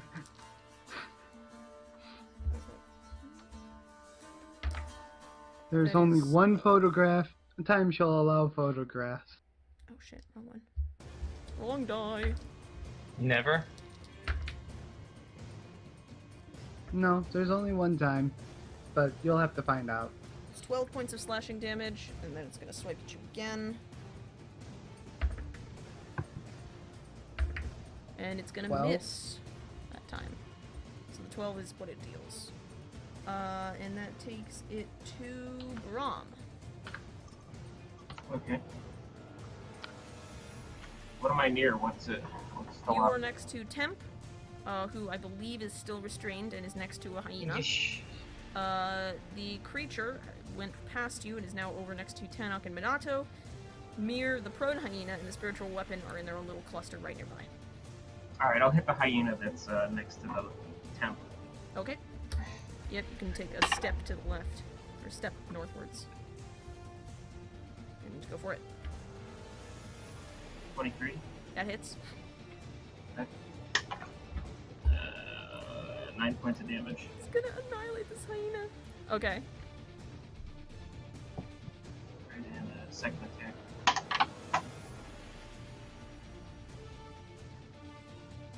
That one is only an 11. That does not hit. Or not. You added the D4, right? Ah, the D4 for bless. Let me try. 14. That hits.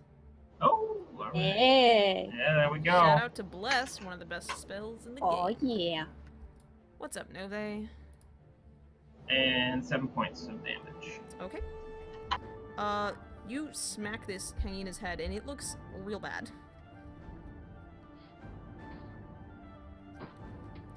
Alright. Back to the top. Temp. I'm gonna try and break out again. Okay. That's an 18. That succeeds. You tear yourself free. Yay. Freedom at last. Prison changed me. No. And I'm just gonna do nothing. Okay. The hyenas. One of them's gonna attack you, Tim. I bet it's gonna do great. We'll say, it rolls an 11. Does that hit? Ah, yeah, no. That's not gonna hit. The other one will stand up. Woo! There you go. That's the hyenas. Tanok's turn. He's He'll back attack in the them against game, boys. you. Better watch out. That hyena is out for blood.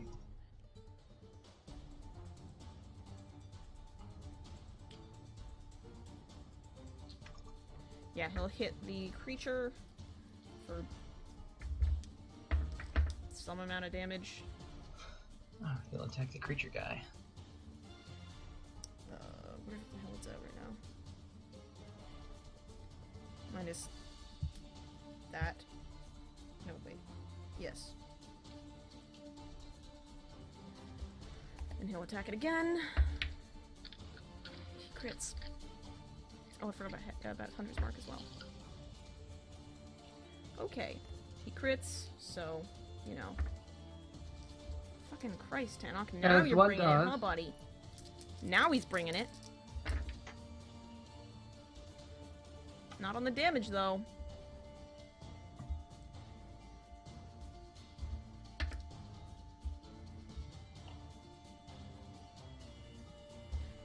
26.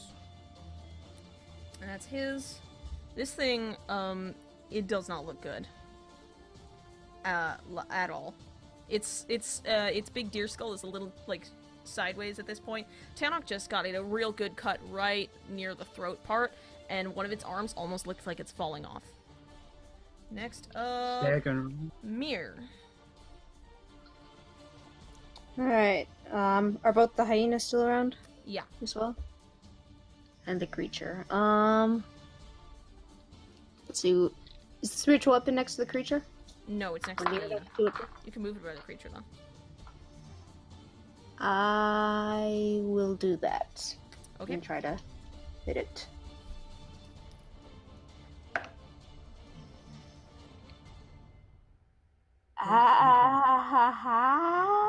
What's up? I need to check whether this dice is actually balanced because that's another 20. Jeez, yeah, you might want to test it. Okay.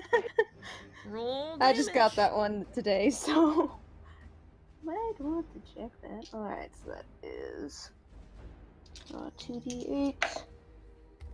That's 6 plus 4, 10 damage. And for my action, I will Sacred Flame the nearest hyena. So it's Okay. a reflex, dexterity save. Sure. I need to check if this die is balanced, because that's the third nat one this poor hyena's rolled. It is not his day. It's really not. How much damage does that thing take? 7. Okay. 7 radiant damage. Your battle axe swings down, and where that thing's head was tilted, it looks like it's literally about to come off. You almost decapitated it. Minato, Nice. you're next. I am going to do the same thing I've done. And that is a 22 to hit That hits. with a... Holy crap. How many d6s is your sneak attack at this point? 4. The minimum amount of damage you can do will kill it. How do you want to kill it? I want to do this. I'm trying not to use that because it's already somebody else's. Slogan. No. Sorry. I would like to jump up onto one of its legs, Uh-huh. sink my dagger into its back, and then grab This is the escalating very axe quickly. and yank it down and dropping back to my feet on the ground. Sure, yeah. You dart around to the back of this beast, and you sort of jump, and you slam Nightfall into it, and you do that, and you sort of swing back, and you swing back up, land on, like anime style, you land on its back, you grab the axe, and you hop off, and you drag the axe with you. And as you do that, the creature wrenches back, and that deer skull goes spinning off, and lands on the soil, and the rest of it just disintegrates. Aww, it's broken. As you do that, both of the wolves, dissipate into Hyenas? shimmering dust. Sorry, hyenas. Dissipate. And are no I more. just spin the axe around and do the da da da da da da da da da kind of pose. Gosh darn it. Alright. This is why we can't have nice things. You have defeated my... You solved my nature spirit puzzle. Well, I hope we taught it a lesson it won't forget. I almost called this episode a lesson learned. Very, I'm very tempting. confused. This is a creature that I may or may not have stolen from The Witcher. Okay. And it is a critter called a lesson. Mm-hmm. Ah. Okay, so that is that. They're pretty Tanok cool. lowers his sword and kind of looks at the fading dust that remains of the critter on the ground, and he says, "That's one of the easiest takedowns I've ever seen on one of those. We are just that awesome.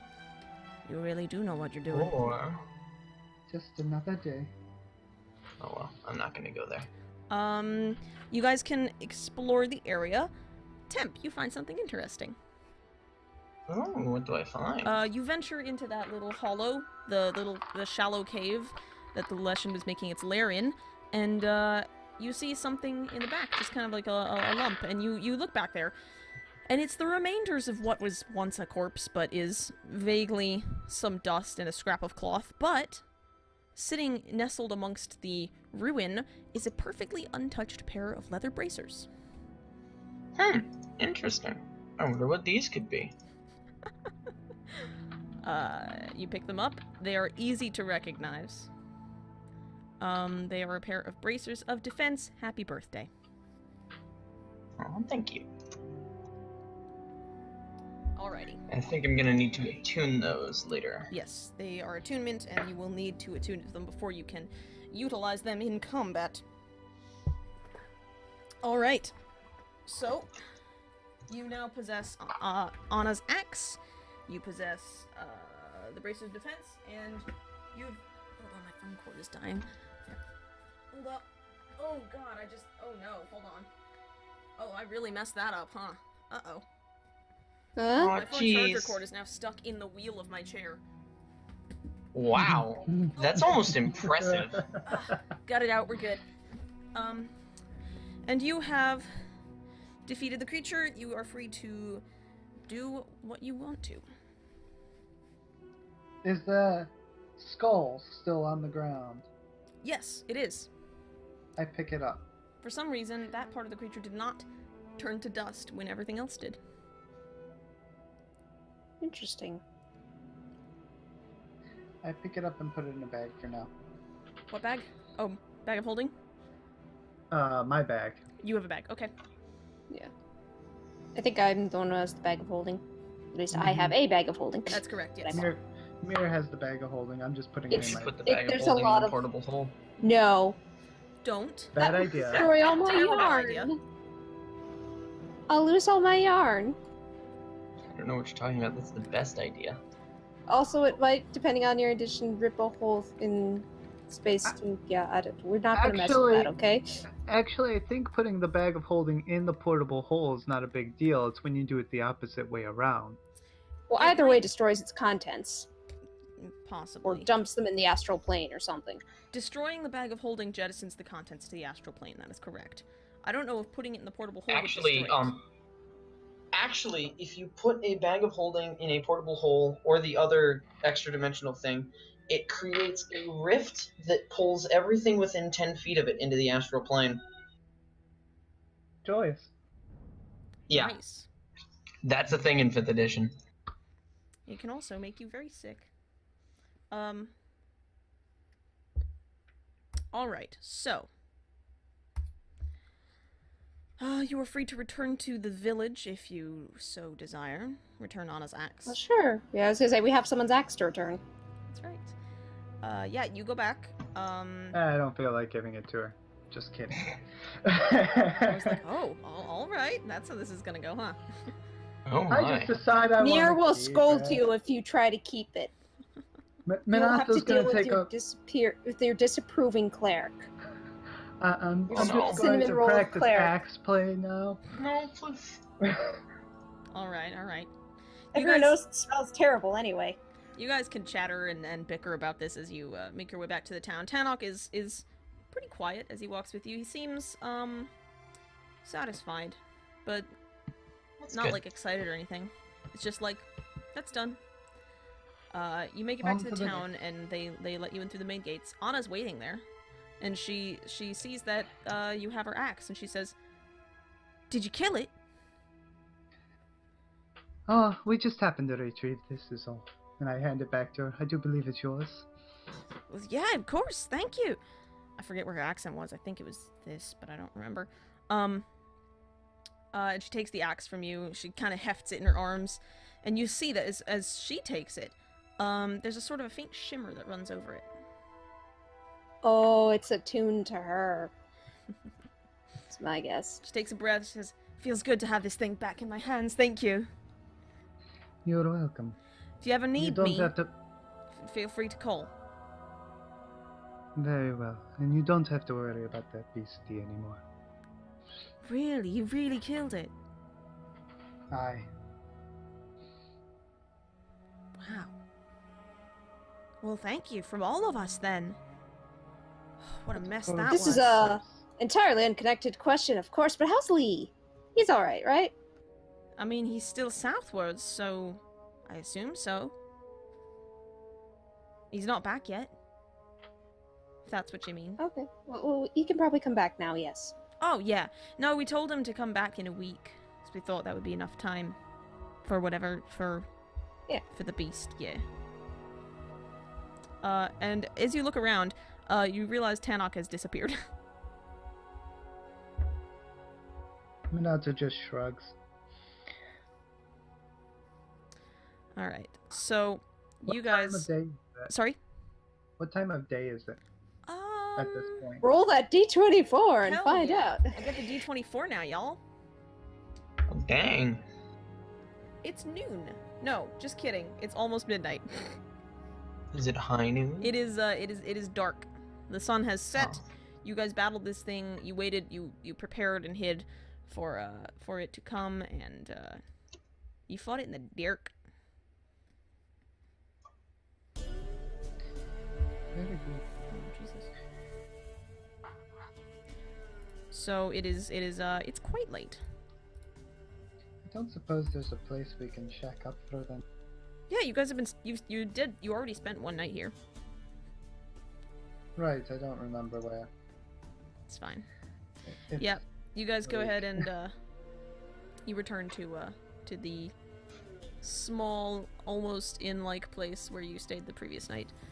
And you can Yeah. go ahead and get a full rest, restore spell slots, hit points, everything. Nice.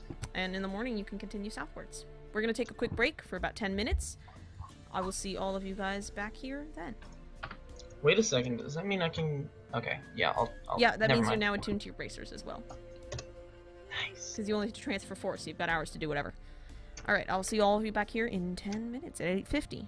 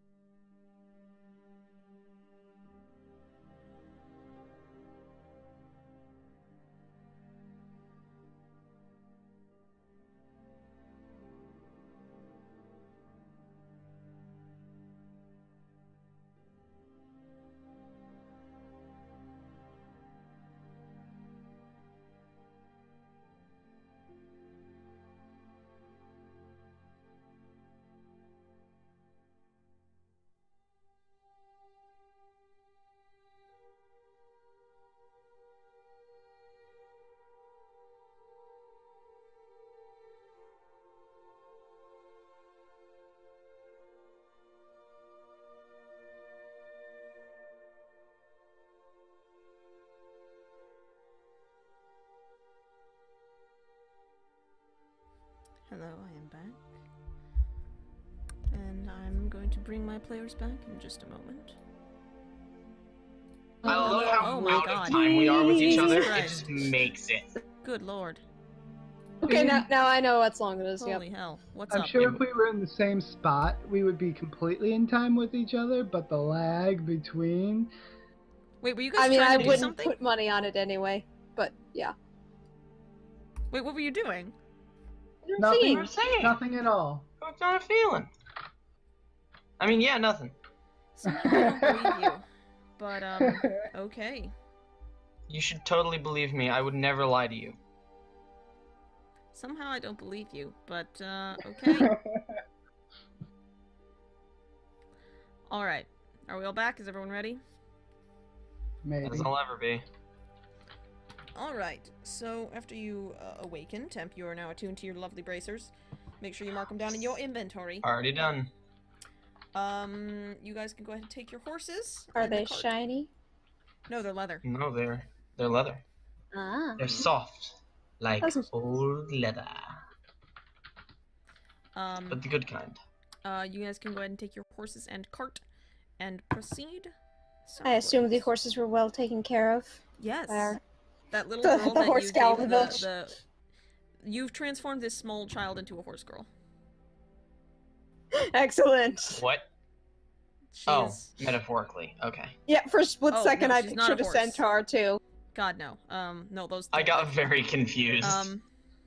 They're I those was girls were- thinking, no, this girl is she's just the weird horse girl now. I was thinking Welcome for a back, Falco. second No, I there don't have a that picture of we the sword just because I got don't pick it up all until Crusader October. Kings 2 up in here, changing No. Charlemagne to a horse. Alright, so you guys can continue southwards, and as you do so, over the next few days, you don't encounter any particularly dramatic, things, I guess. I was trying to find a better word, but I couldn't. Happenstances? Yeah, I suppose.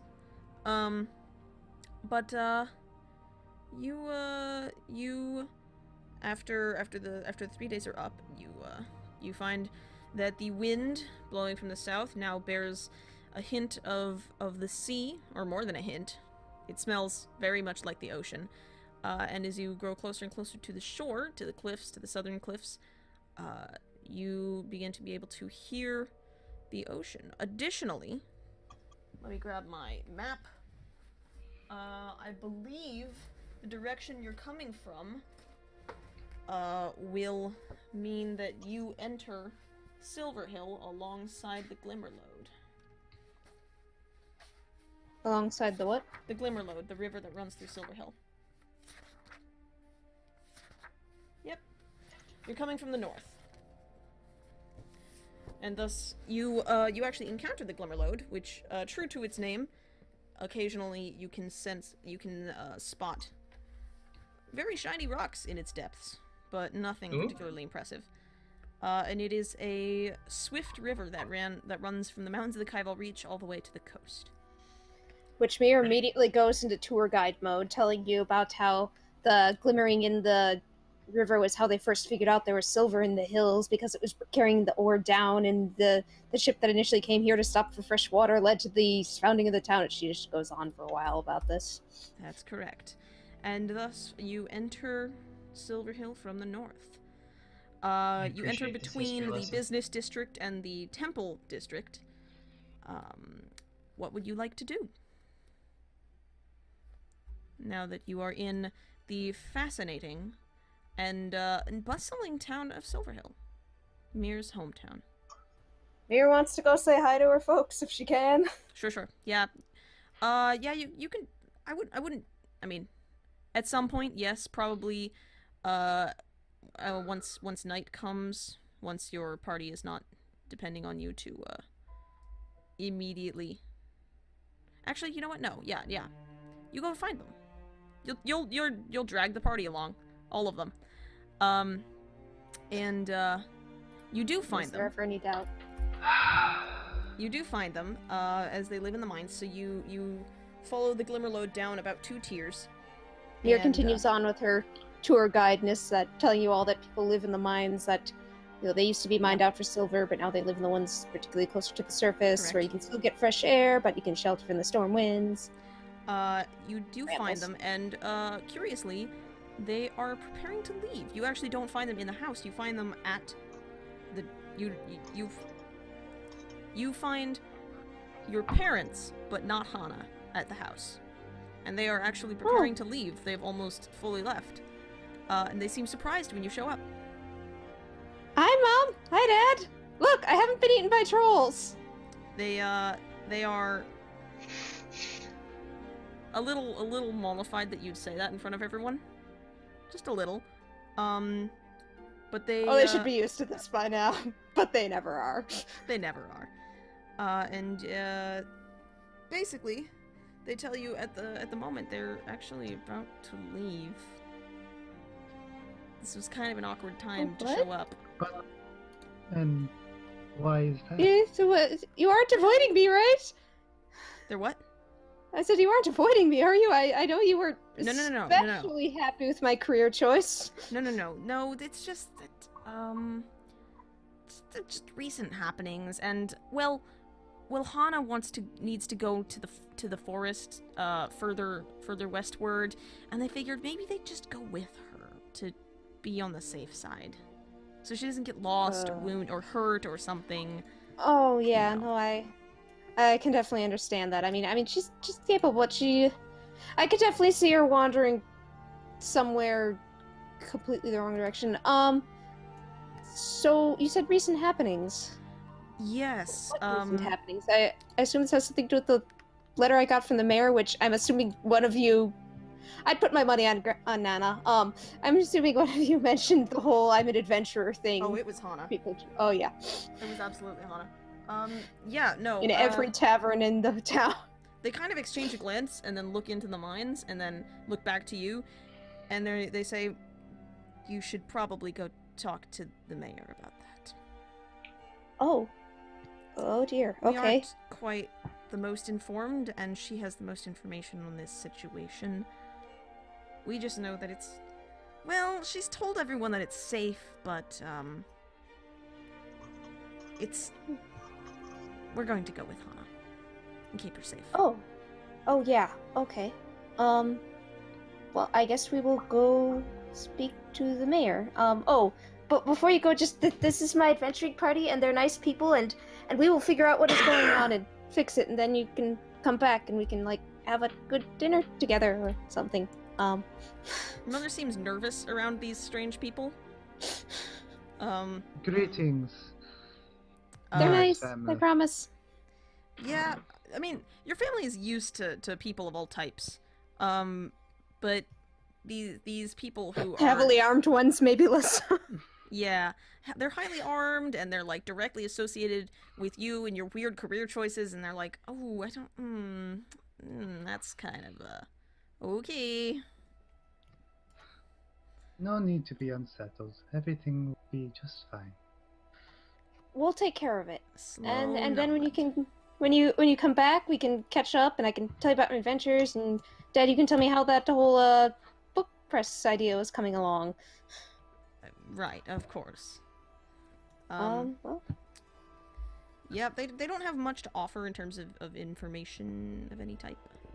do you mind terribly while we're in town if we stay in the house? Or No, of course, go for it. Okay. Thank you. We'll not make a mess, promise. I guess, yeah, we will see when we get back. For now, we'll go talk to the mayor and figure out what's going on. All right. The mayor lives in... Hugs all around. Just Yeah, your hugs her family and wishes them safe travel, and of course. just say hi to Hannah.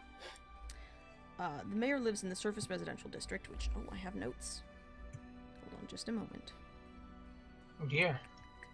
I have a lot of notes. Like, a lot. Can confirm. Yeah, you saw... Some of this also has to do with Yeah, I saw some of those notes, and it was... Yeah. Ooh. It's a big notes document. It's all on my phone, though. I don't know why I did that. Oh, Surface Residential District is 2 sentences long. Great. It is basically on the western side of the city, on the top tier of the sort of quarry-like structure of the city. and it stretches alongside the western trade route that leads out of the city, past the business district and the mine entrance. Mostly it is for natives of Silverhill who cannot bear to be away from the sky or feel uncomfortable living underground. And it's for Mira for the newer continues members. her. Mira continues her tour guide mode, letting Yes, you know that. yeah. Oh, sorry. The reason why they're all stone houses because there aren't actually a lot of wood around, and she's rattling on the whole way up to. I assume the mayor has some sort of fancy house. Yes, she has a manor all the way at the southern side of the residential district where the two highest tiers of the city combine into one very steep slope that leads down towards the market. The mayor's manor, which is...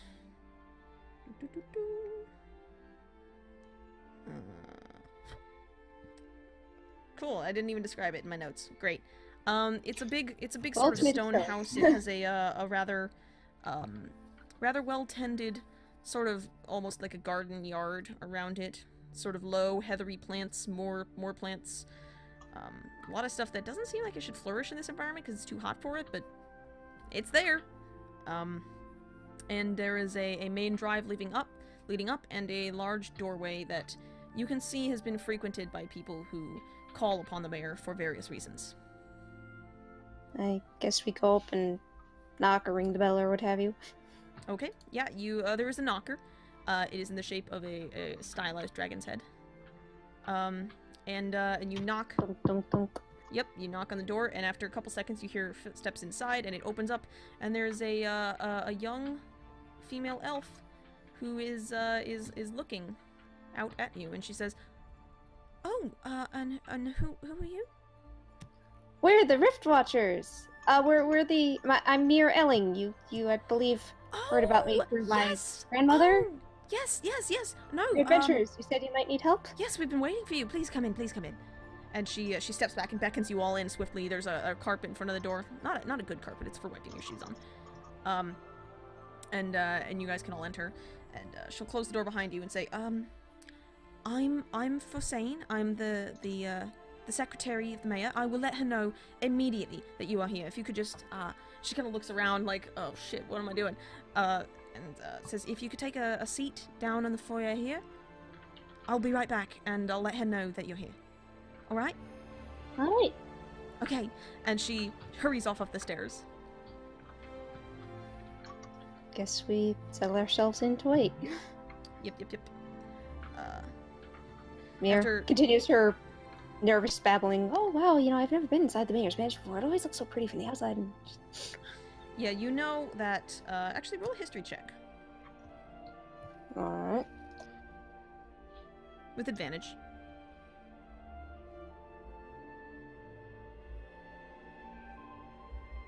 I think that's 10. With advantage. Yeah. Okay. I rolled. I'm sorry, 11.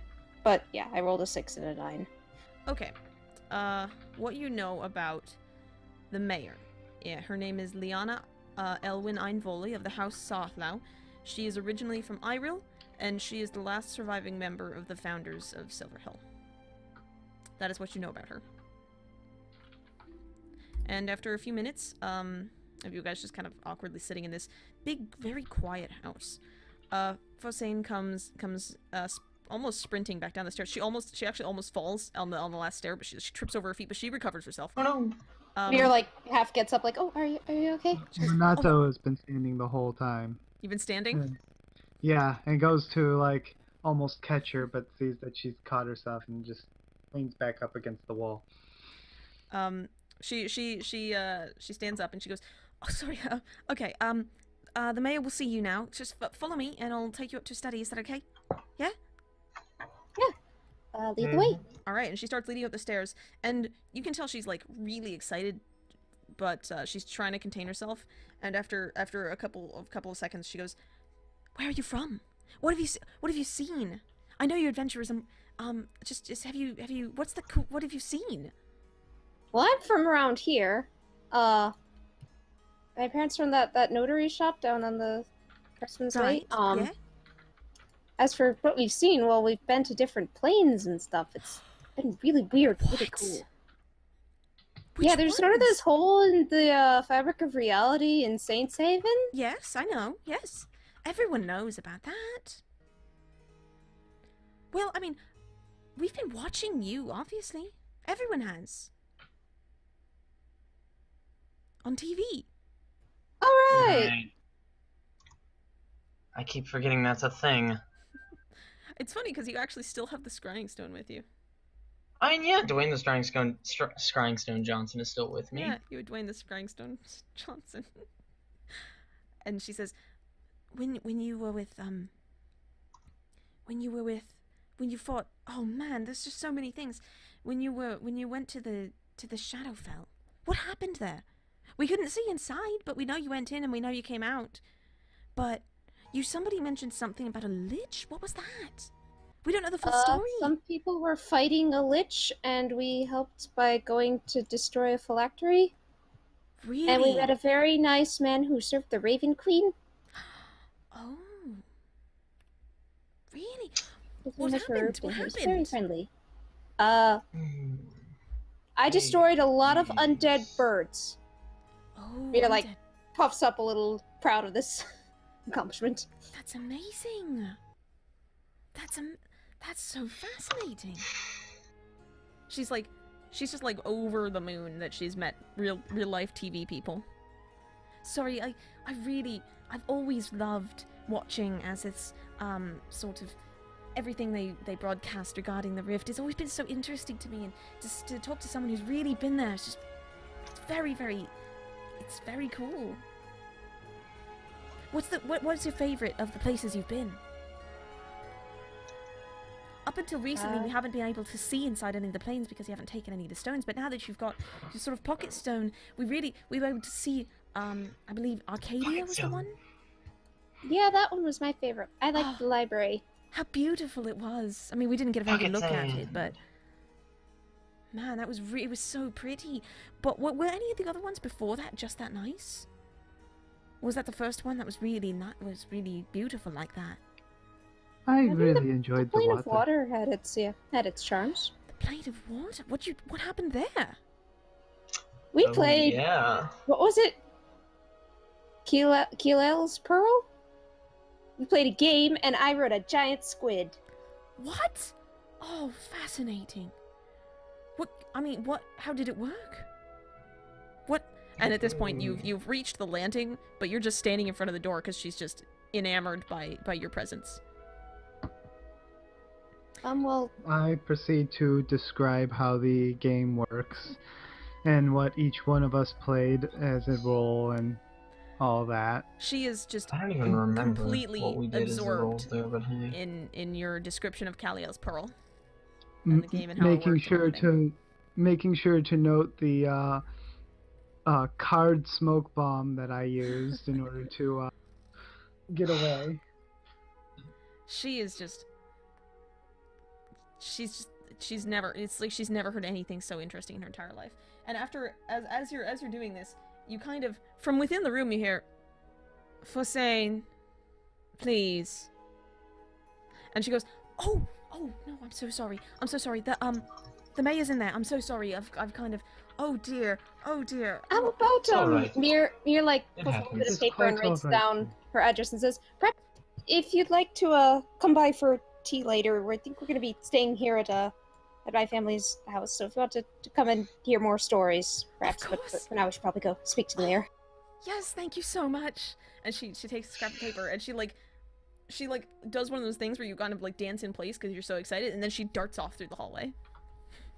I like her.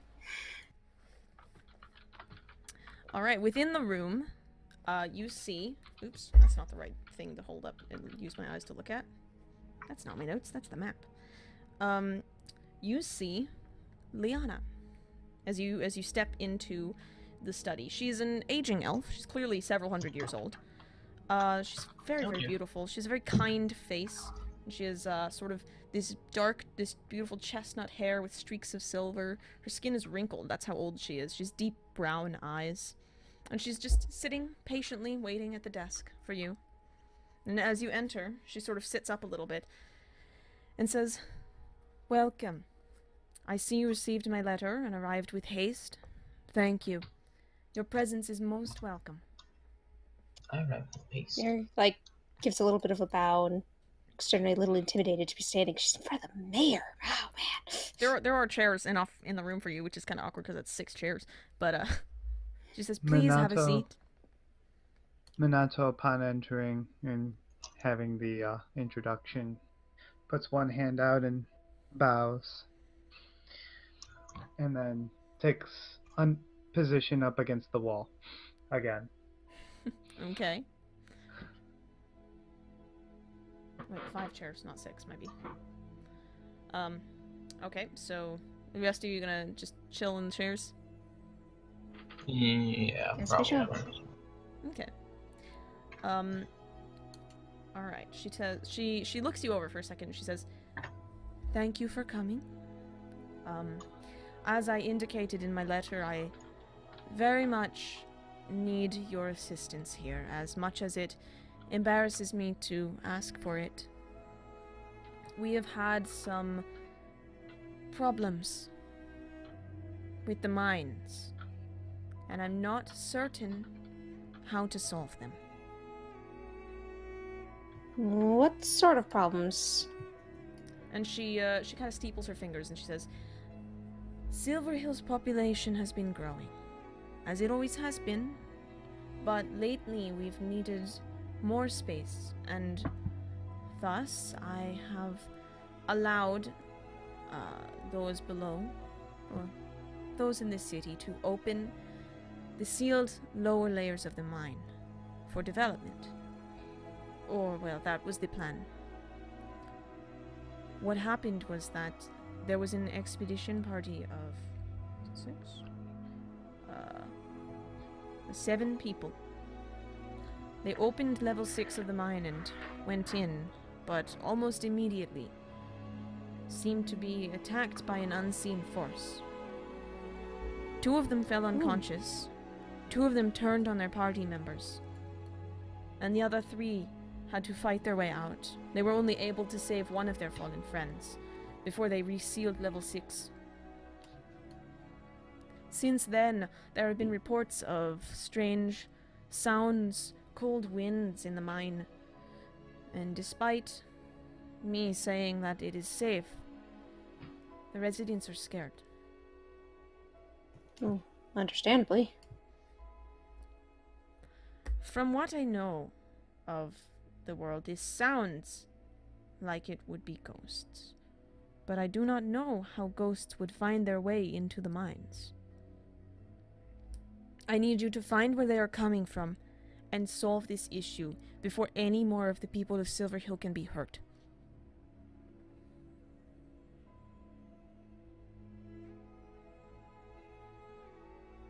Easy enough. And she looks over to you with her eyebrows raised. You say that, but it may not be true. I do not know where they are coming from. I'm hoping you will be able to find out. I do suspect that perhaps the catacombs may have broken through into level 6 and 7. I would examine the Temple of Shadows. Examine the temple, examine the catacombs, and if all else fails, go into the mines themselves, from the entryway.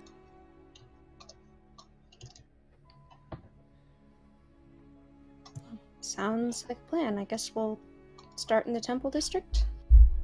Sure, you guys can choose to well, you can do whatever you want, really.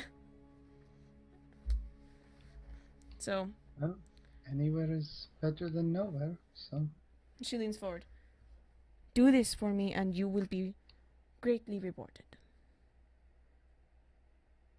Thank you. Do we have a deal? Sure, Because yeah. we're sealed. Minato puts her hand out to She shake. will. Yes. She will, without even rising, she will go ahead and shake your hand. Despite the fact that she looks pretty old, her grip is firm and her hands are warm. It is agreed. Do you need accommodations in the city? We have a place to stay. There's extra food or any place you could recommend, we'll certainly take that. Of course. It's been a little while since I've been here. Understandable. Anything new? Your exploits have been most impressive. I know you have been busy. Indeed. Should you need to enter the lower layers of the mine, come to me. I have keys for levels 6 and 7. Both are locked. Alright. How many layers are there? 7 only. Very good. Past 5 has always been locked for safety. Any particular reason why? They have been locked since the very beginning of this city. They were possibly dangerous and unstable, and we determined not to use them if we didn't have to. Plus, it's somewhat harder to get the air down there. We have some fans run off the river power, but it gets a little bit difficult getting air down that far. The lower levels have always been a bit dangerous, and we need to improve ventilation if we are to construct dwelling places in them. She's adamantly agreeing with you. Then I believe I shall get started right. Alright. So where would you like to go first? Probably the Temple District. I was gonna say. Alright, and natural boy, up- howdy do I have a upper description temple. for you. Alright. Alright. The Temple District. You guys can head through the city, past through the business district, over the Glimmerlode, and into the Temple District. It is on the highest and outermost tier of the city, and houses the Temple Market, the so-called Charity Square of Silverhill. The district itself consists of that market and of the 6 temples, which are arranged in a rough arc from left to right. You see them. They are the Temple of Strength, the Temple of Knowledge, the Temple of All Gods, the Temple of the Sky, the Temple of the World, and the Temple of Shadows. The Temple of Strength, it's in the shape of a small coliseum, where followers of the gods of strength, battle, warfare, power, might, and law may go to test themselves and pray to their respective gods. You know that there are shrines to gods such as Kord, Hieronymus, Thor, and Bahamut here, and there are, damn it, I totally lost what I was saying.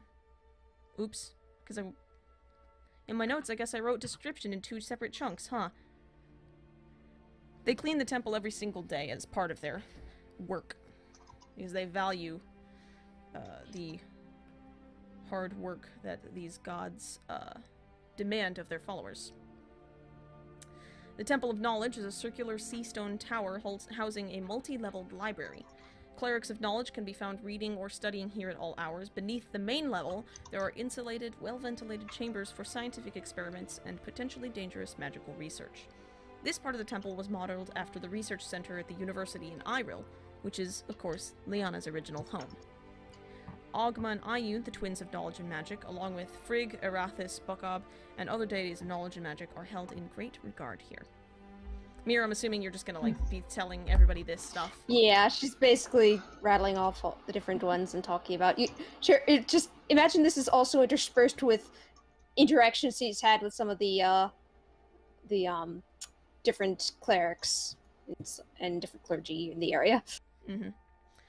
The Temple of All Gods is, in terms of area regularly used by the public, the largest of the temples. It is where most people go for healing. Any god who does not have a shrine in any other temples will have a monument here.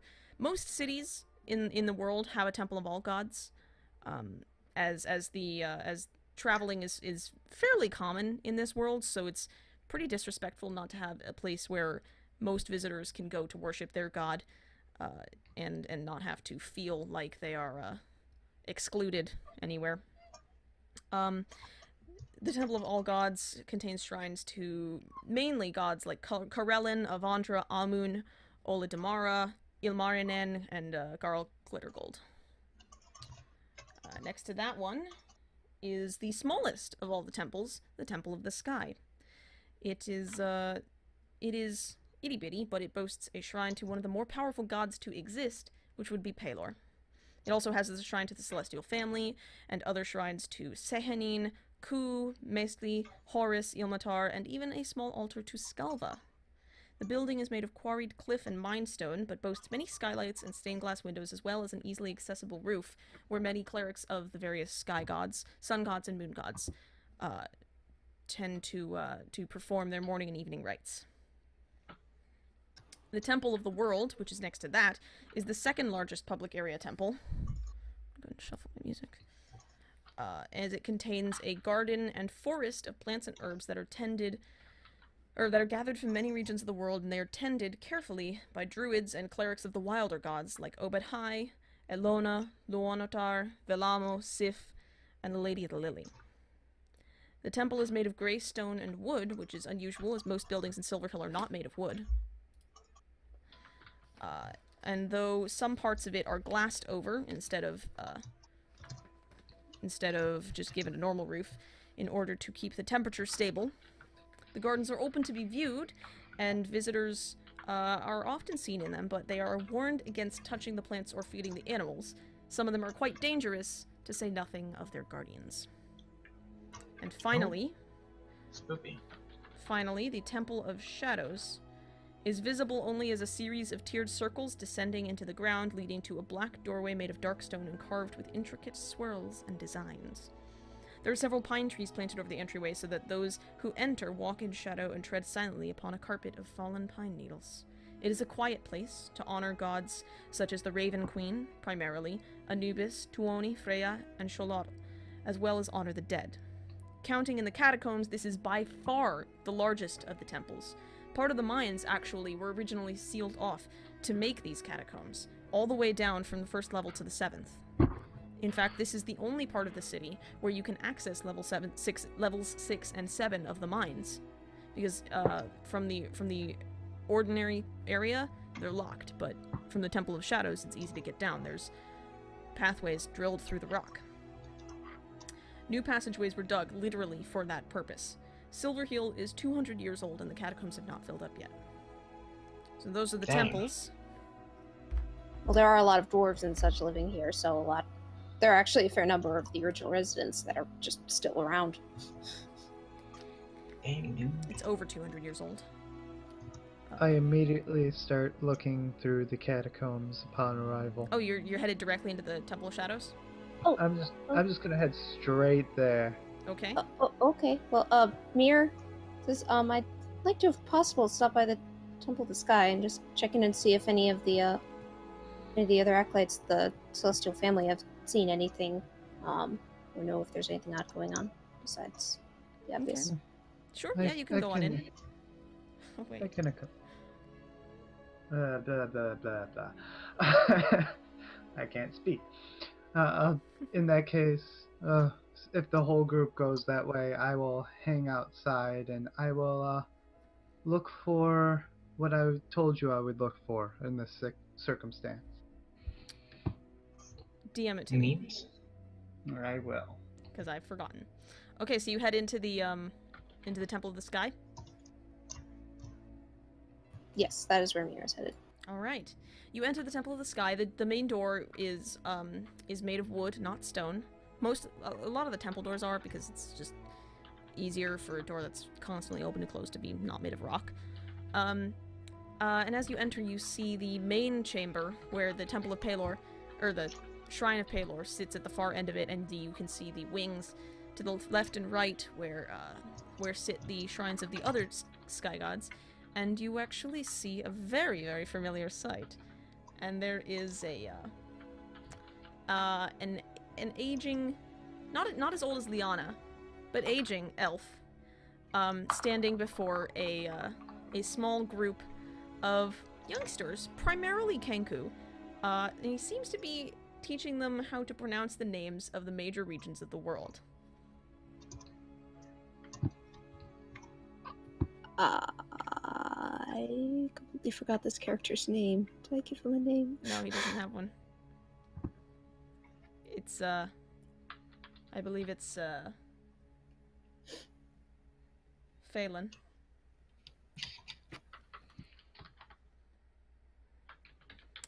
As you're Oh, staring hey, at it's him, Phelan, says Mir. as you're staring at him, he looks up and he meets your eyes and he goes, "Oh, hello, it's you."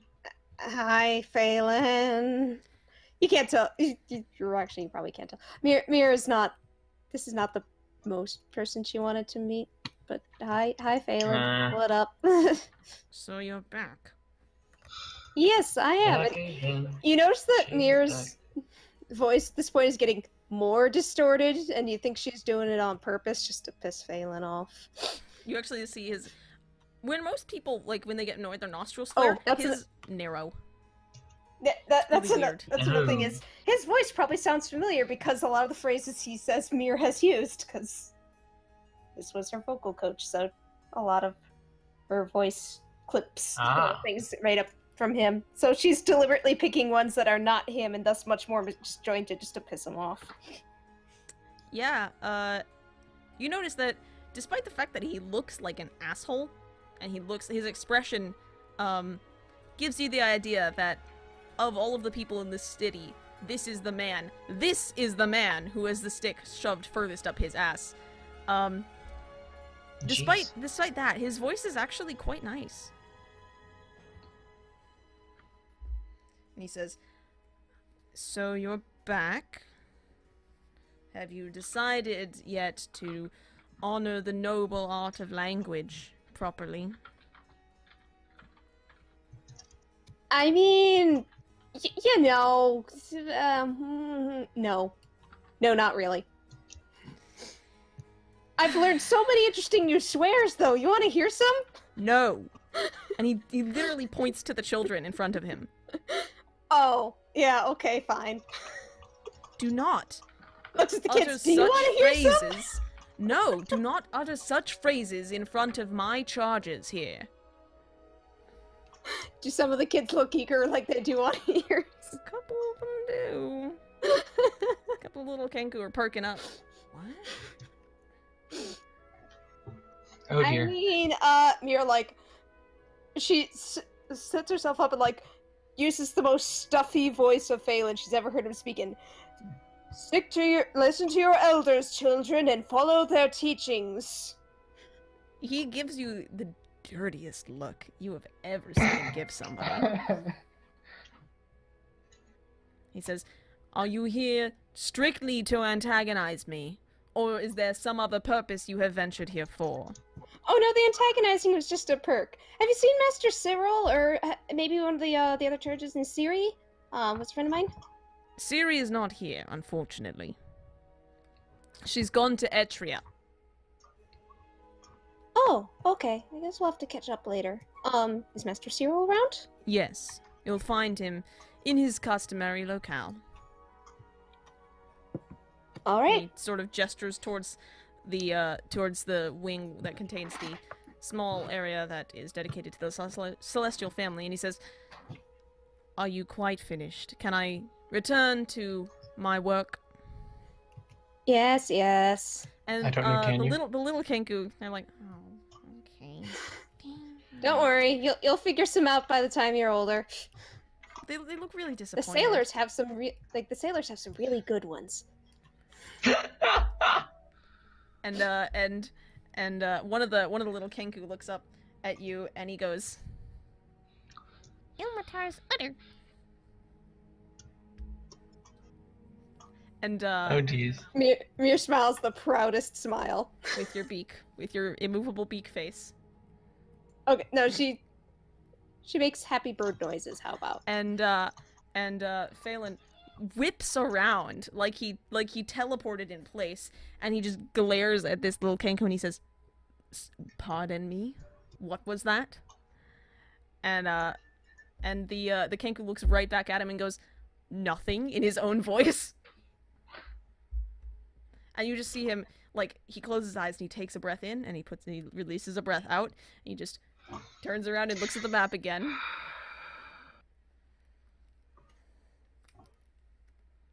Chat with you later, Phelan. He Heads does off not towards respond.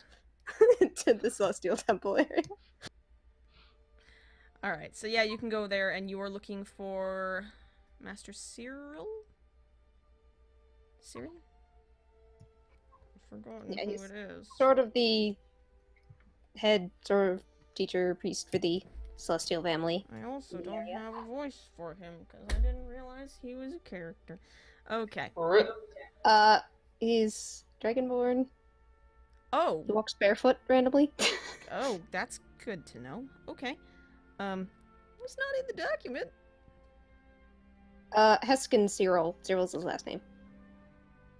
I may have just been an idiot and forgotten everything. Okay, yeah, sure.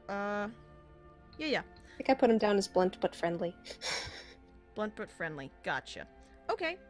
Yeah, you can locate him. He's currently with a couple of novice clerics, and he's teaching them sort of the proper motions in one of the noonday prayer ceremonies. Mir. Unlike with Theron Phelan, she actually quietly walks in and waits for a good time to speak to Master Cyril.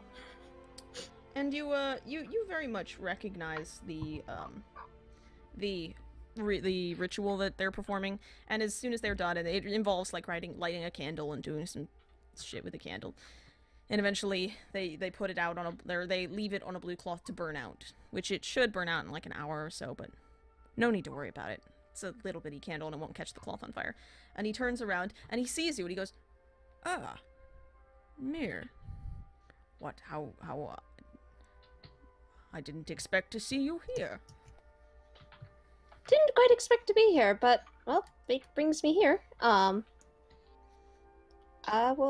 I definitely would like to catch up with you soon. We actually do have some other business as well, so I was wondering, this might seem an odd question, but have you, heard of anything strange happening in the catacombs around here? And, you see it's hard to read Dragonborn expression because their faces don't move that much, but, you see his face darken as much as it can, like the subtle movements in his eye ridges, and he goes, "Ah. In the catacombs, you say?" Yeah. "I'm not certain. That's not my domain, as you know.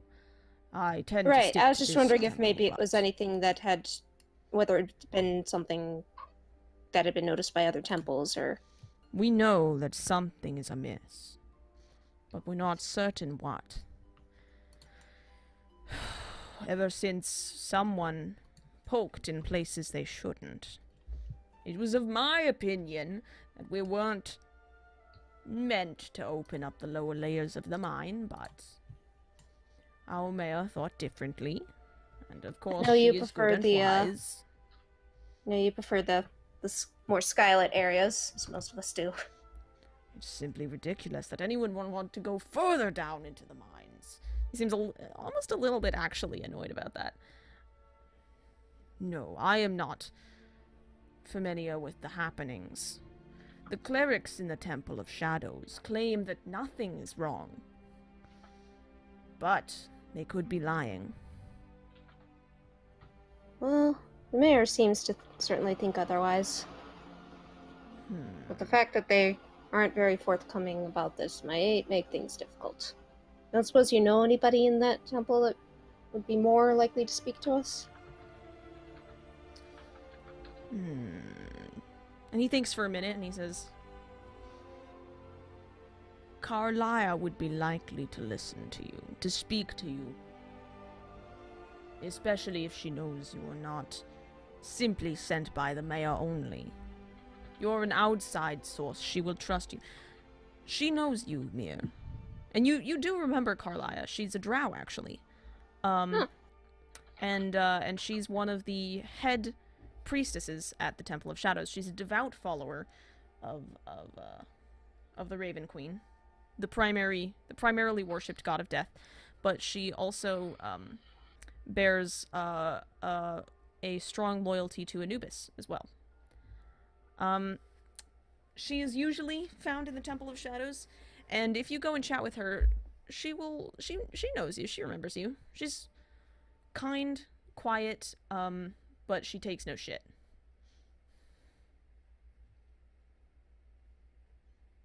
That was like my kind of gal. So I guess we'll start with talking with her. Oh, and again, later we can perhaps catch up more Of course. thoroughly. Of course. Also, I heard that Nasiri was out, but if you know of some way to contact her, Yes, she's I have another gone- friend who's recently become a paladin for the Celestial family, particularly Aelin. Really? Just wondering if they might find something in common to talk about. Of course, of course. Ciri's of gone to Yes. Etria, to the capital city, to compete in the Summer's Day festivals, to prove her worth. And he kind of sighs almost, and he says, "How many times I've told her that the only people she needs to prove herself to are the gods, and they know that she is worthy, but she insists that she must prove herself to all of humanity and the others as well, as everyone. That sounds like Nasiri. Glad at least to hear she's still getting on all right. She is doing quite well, from last I heard. She left several months ago." Okay then. Well, guess we'll come back and speak to you later, perhaps doing perhaps during sunset prayers. For now, I think we should probably go figure out what the heck is going on in the catacombs. Of course, of course. If you need anything, I am always here. Thank you, Master Zero. Here, does her little bow. Yeah, he Actually, bows no. to you as well.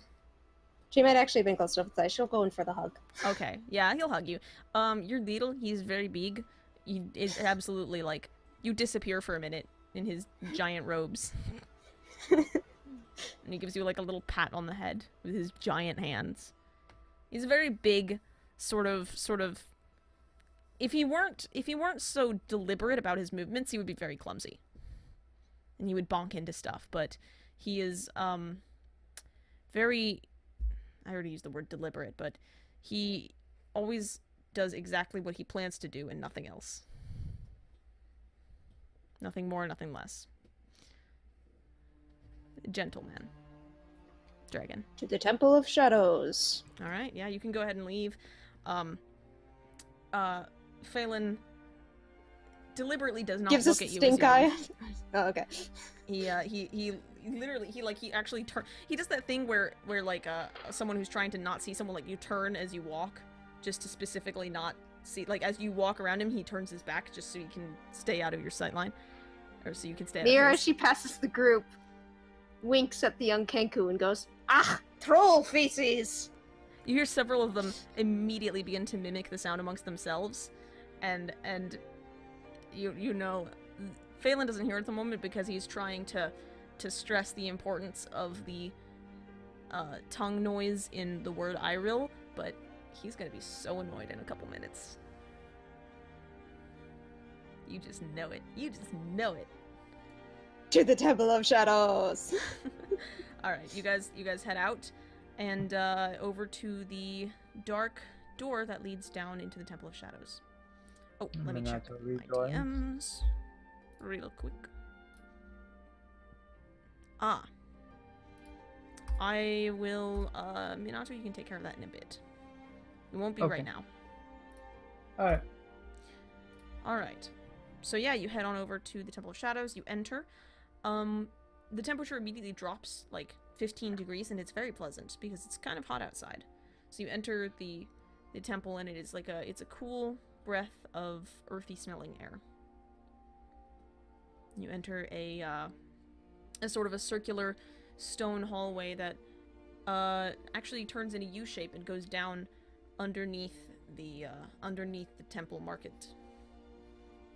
Down, and you find a large sort of, not a receiving area, because it's a temple, there's no really receiving area, but it is a big circular room with one central pillar, and leaning up against that pillar from different angles are shrines to different various gods of darkness, shadow, night, or winter, and death.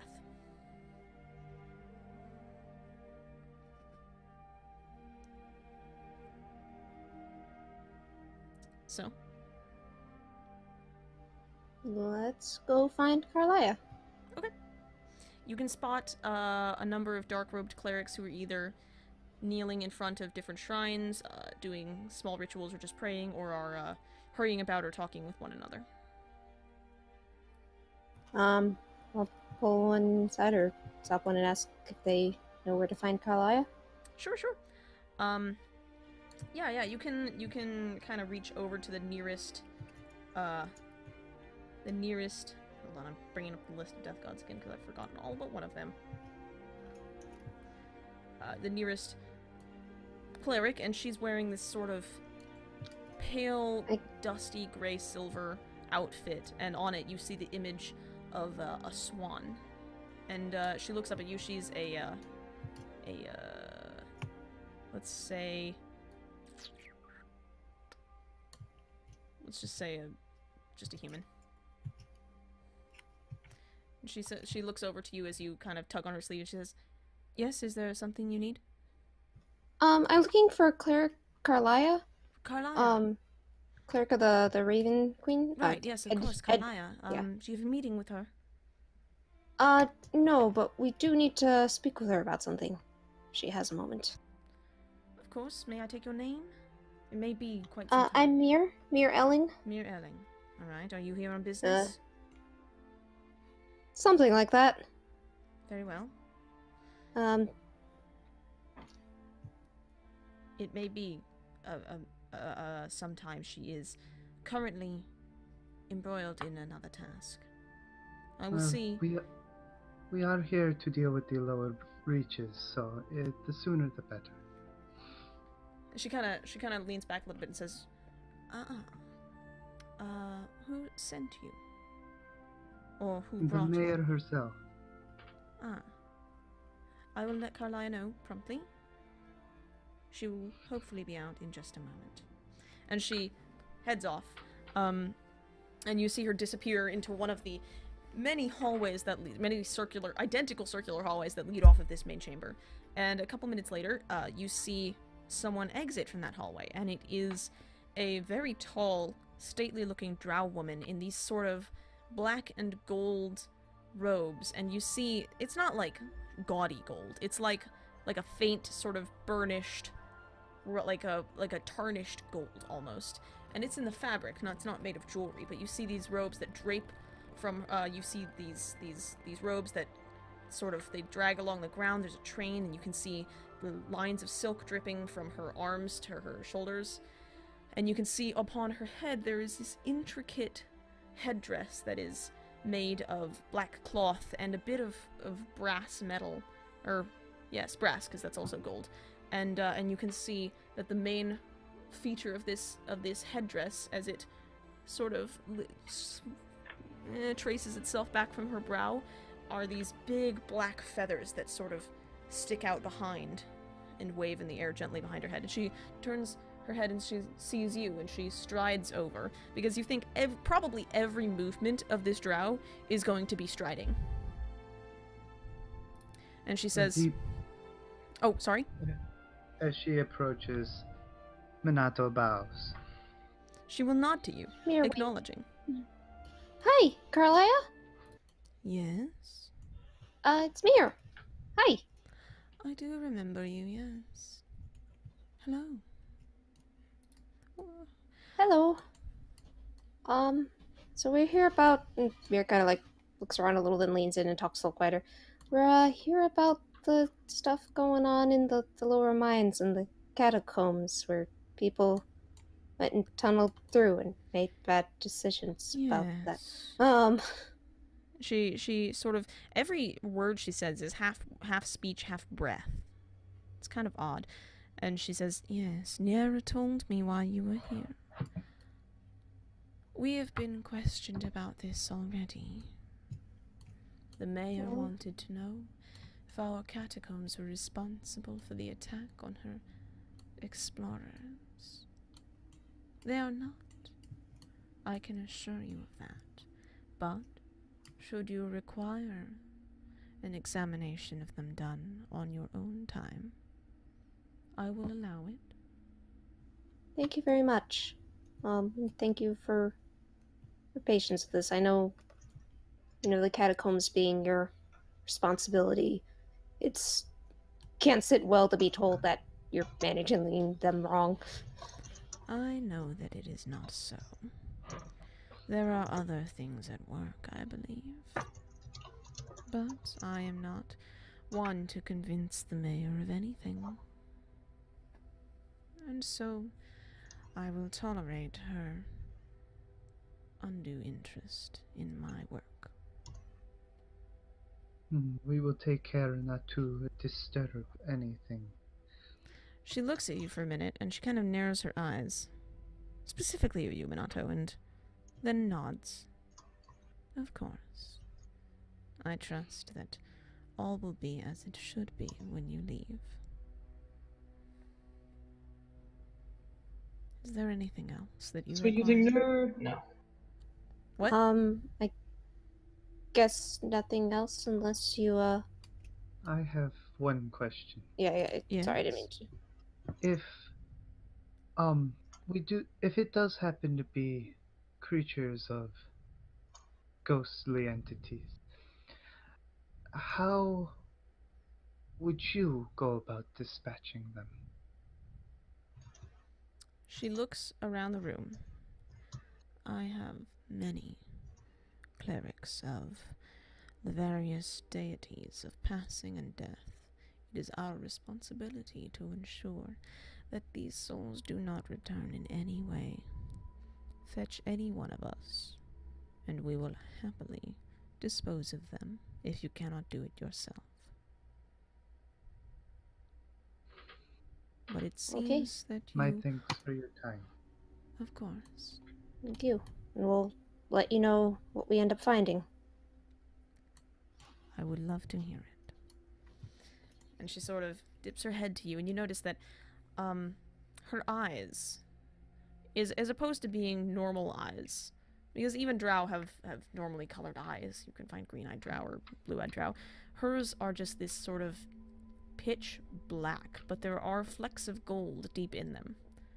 She bows her head to you, and she turns and sweeps back into the hallway. This might sound like a random question, but have you ever met or heard of someone named Farouk? Farouk? No, I have not. Mm, Who is he? okay. He was someone we met in the Shadowfell who served the Raven Queen. I was just sort of... I'm not quite certain what happened to him after we last parted, so... I'm not certain, but I can inquire into his whereabouts with our Dark Lady to see if she will answer me. Oh, thank you very much. Of course, if he is a friend of yours, if he is a fellow servant of Our Lady, it's always good to know.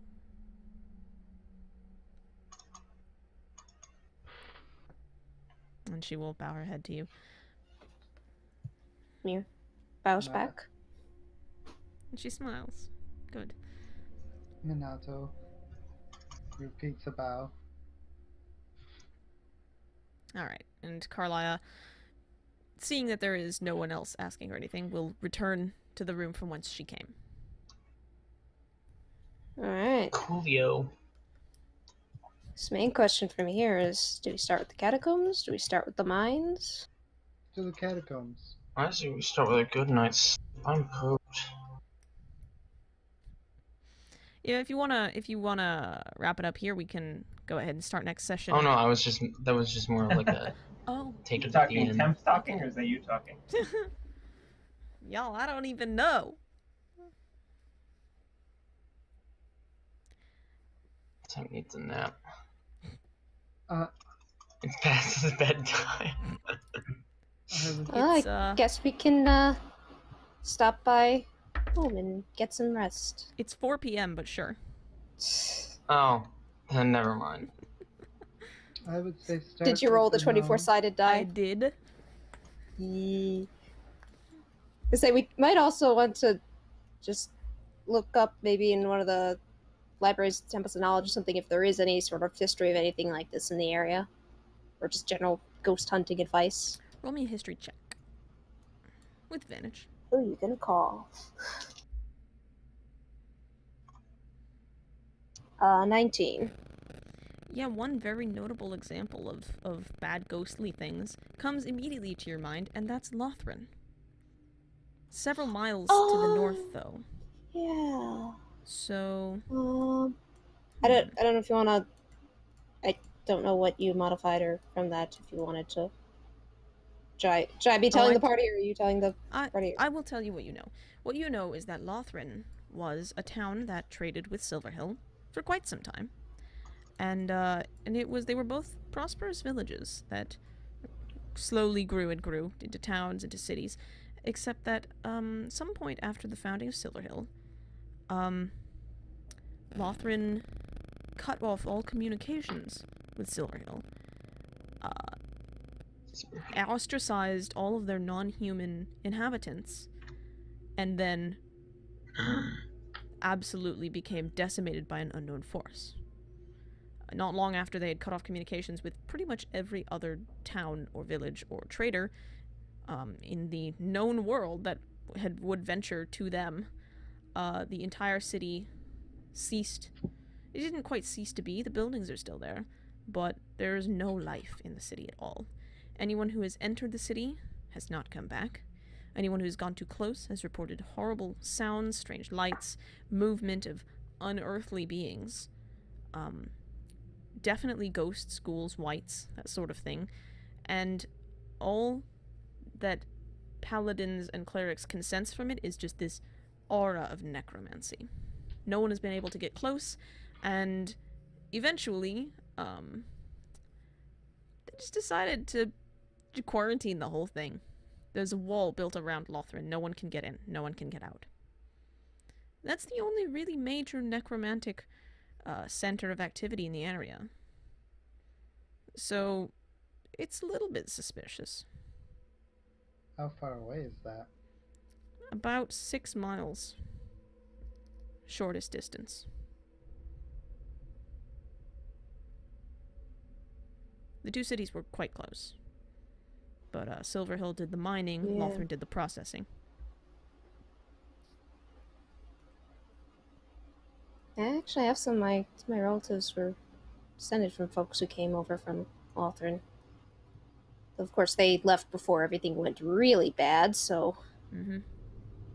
They were part of the wave of refugees that were sent from Lothrin away, that naturally came to the nearest city, Silverhill. Right. Oh. Other than that, you've never heard of particularly bad necromancy in the history of Silverhill. There was once or twice where somebody snuck into the Temple of Shadows and tried to resurrect like a corpse or something, and the clerics immediately put an end to it because they take their jobs of respecting and honoring the dead very seriously. Don't blame them. Yeah, the clerics of the Temple of Shadows have always had to sort of fight this stigma against them, whereupon everyone who worships or follows a god of death or darkness is assumed to be at least somewhat evil or questionable in morals. They've always had to fight that and keep hold of their status as a respectable temple. It's easy for the other temples, they don't have to try. But the Temple of Shadows has always had difficulty with it. Which is unfortunate. They do a very good service here, you know. Basically, they do an incredible job, to your knowledge. Taking care of our, You've taken a tour of... You took a tour of all the temples, of course. Being a cleric yourself, you've been to all of them. And you were quite impressed with this one when you first found it. This area's a little familiar to you. You remember it from long ago. But it's just as lovely as it was last time. Despite being underground and quite dark, lit by these sort of soft oil lamps, it's peaceful. It's always been peaceful. Until now, apparently. We need to fix this. Minato suggests to go with the known and rule it out before moving on to the mines. So, the catacombs first. Okay. Sure. Sounds like an idea to me. Guess All we'll right. ask and get permission to go down there if we don't already have that. Yeah, you can, you pull up aside, actually the same cleric as before, Niera with the swan emblem, and she says, oh, yes, Do I know? Do you know her? No, she's unfamiliar. Well, roll a religion check, though.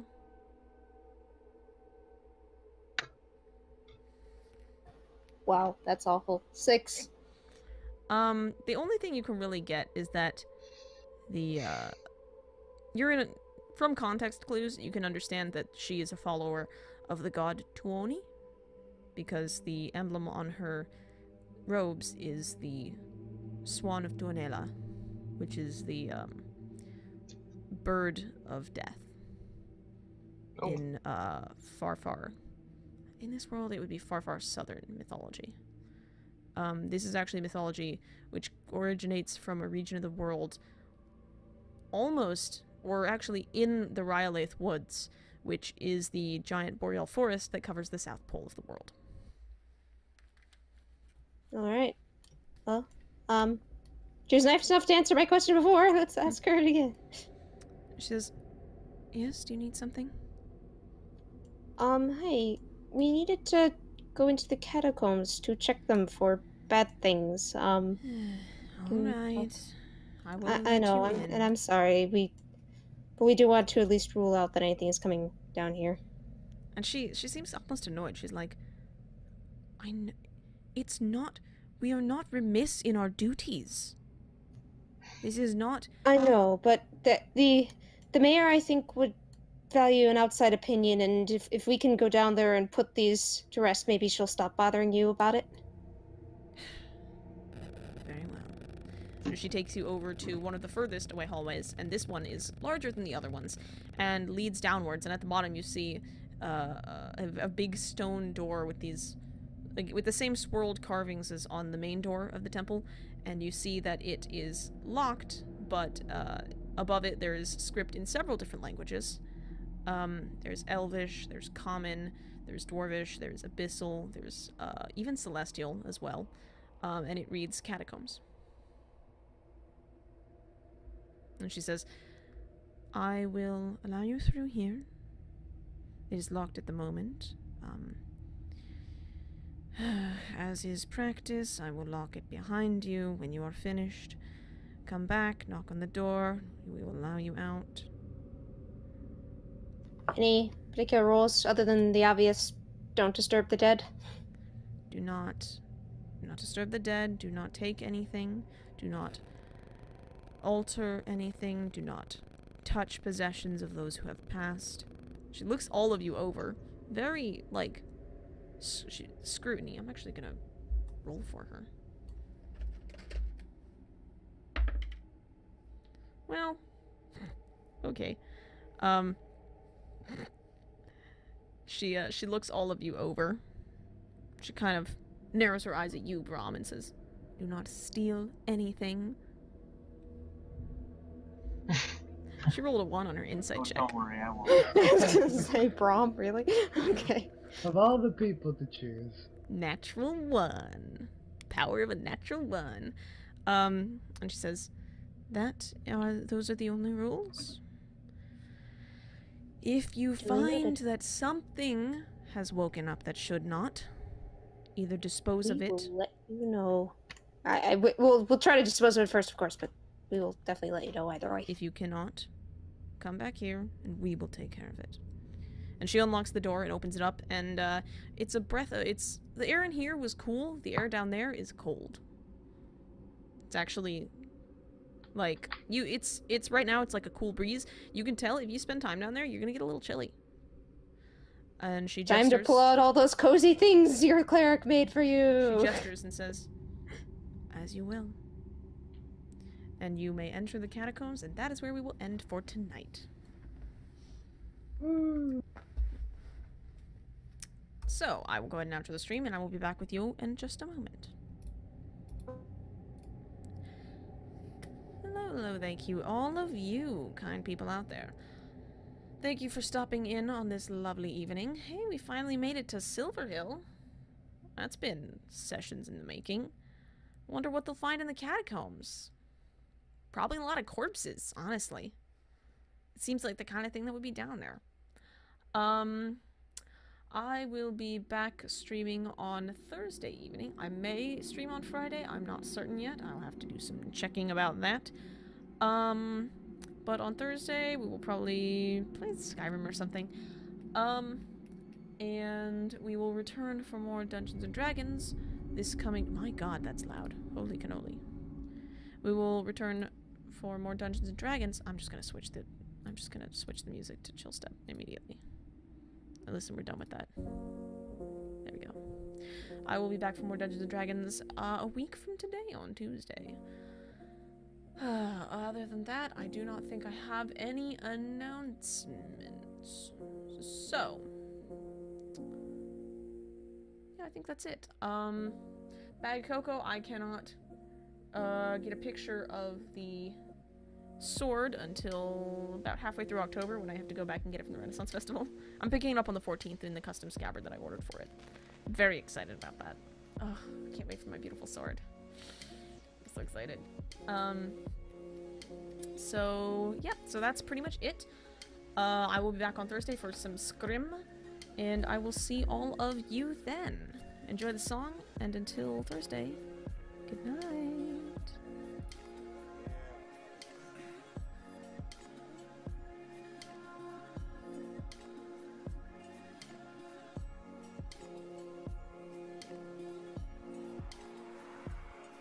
Oh, join the Discord.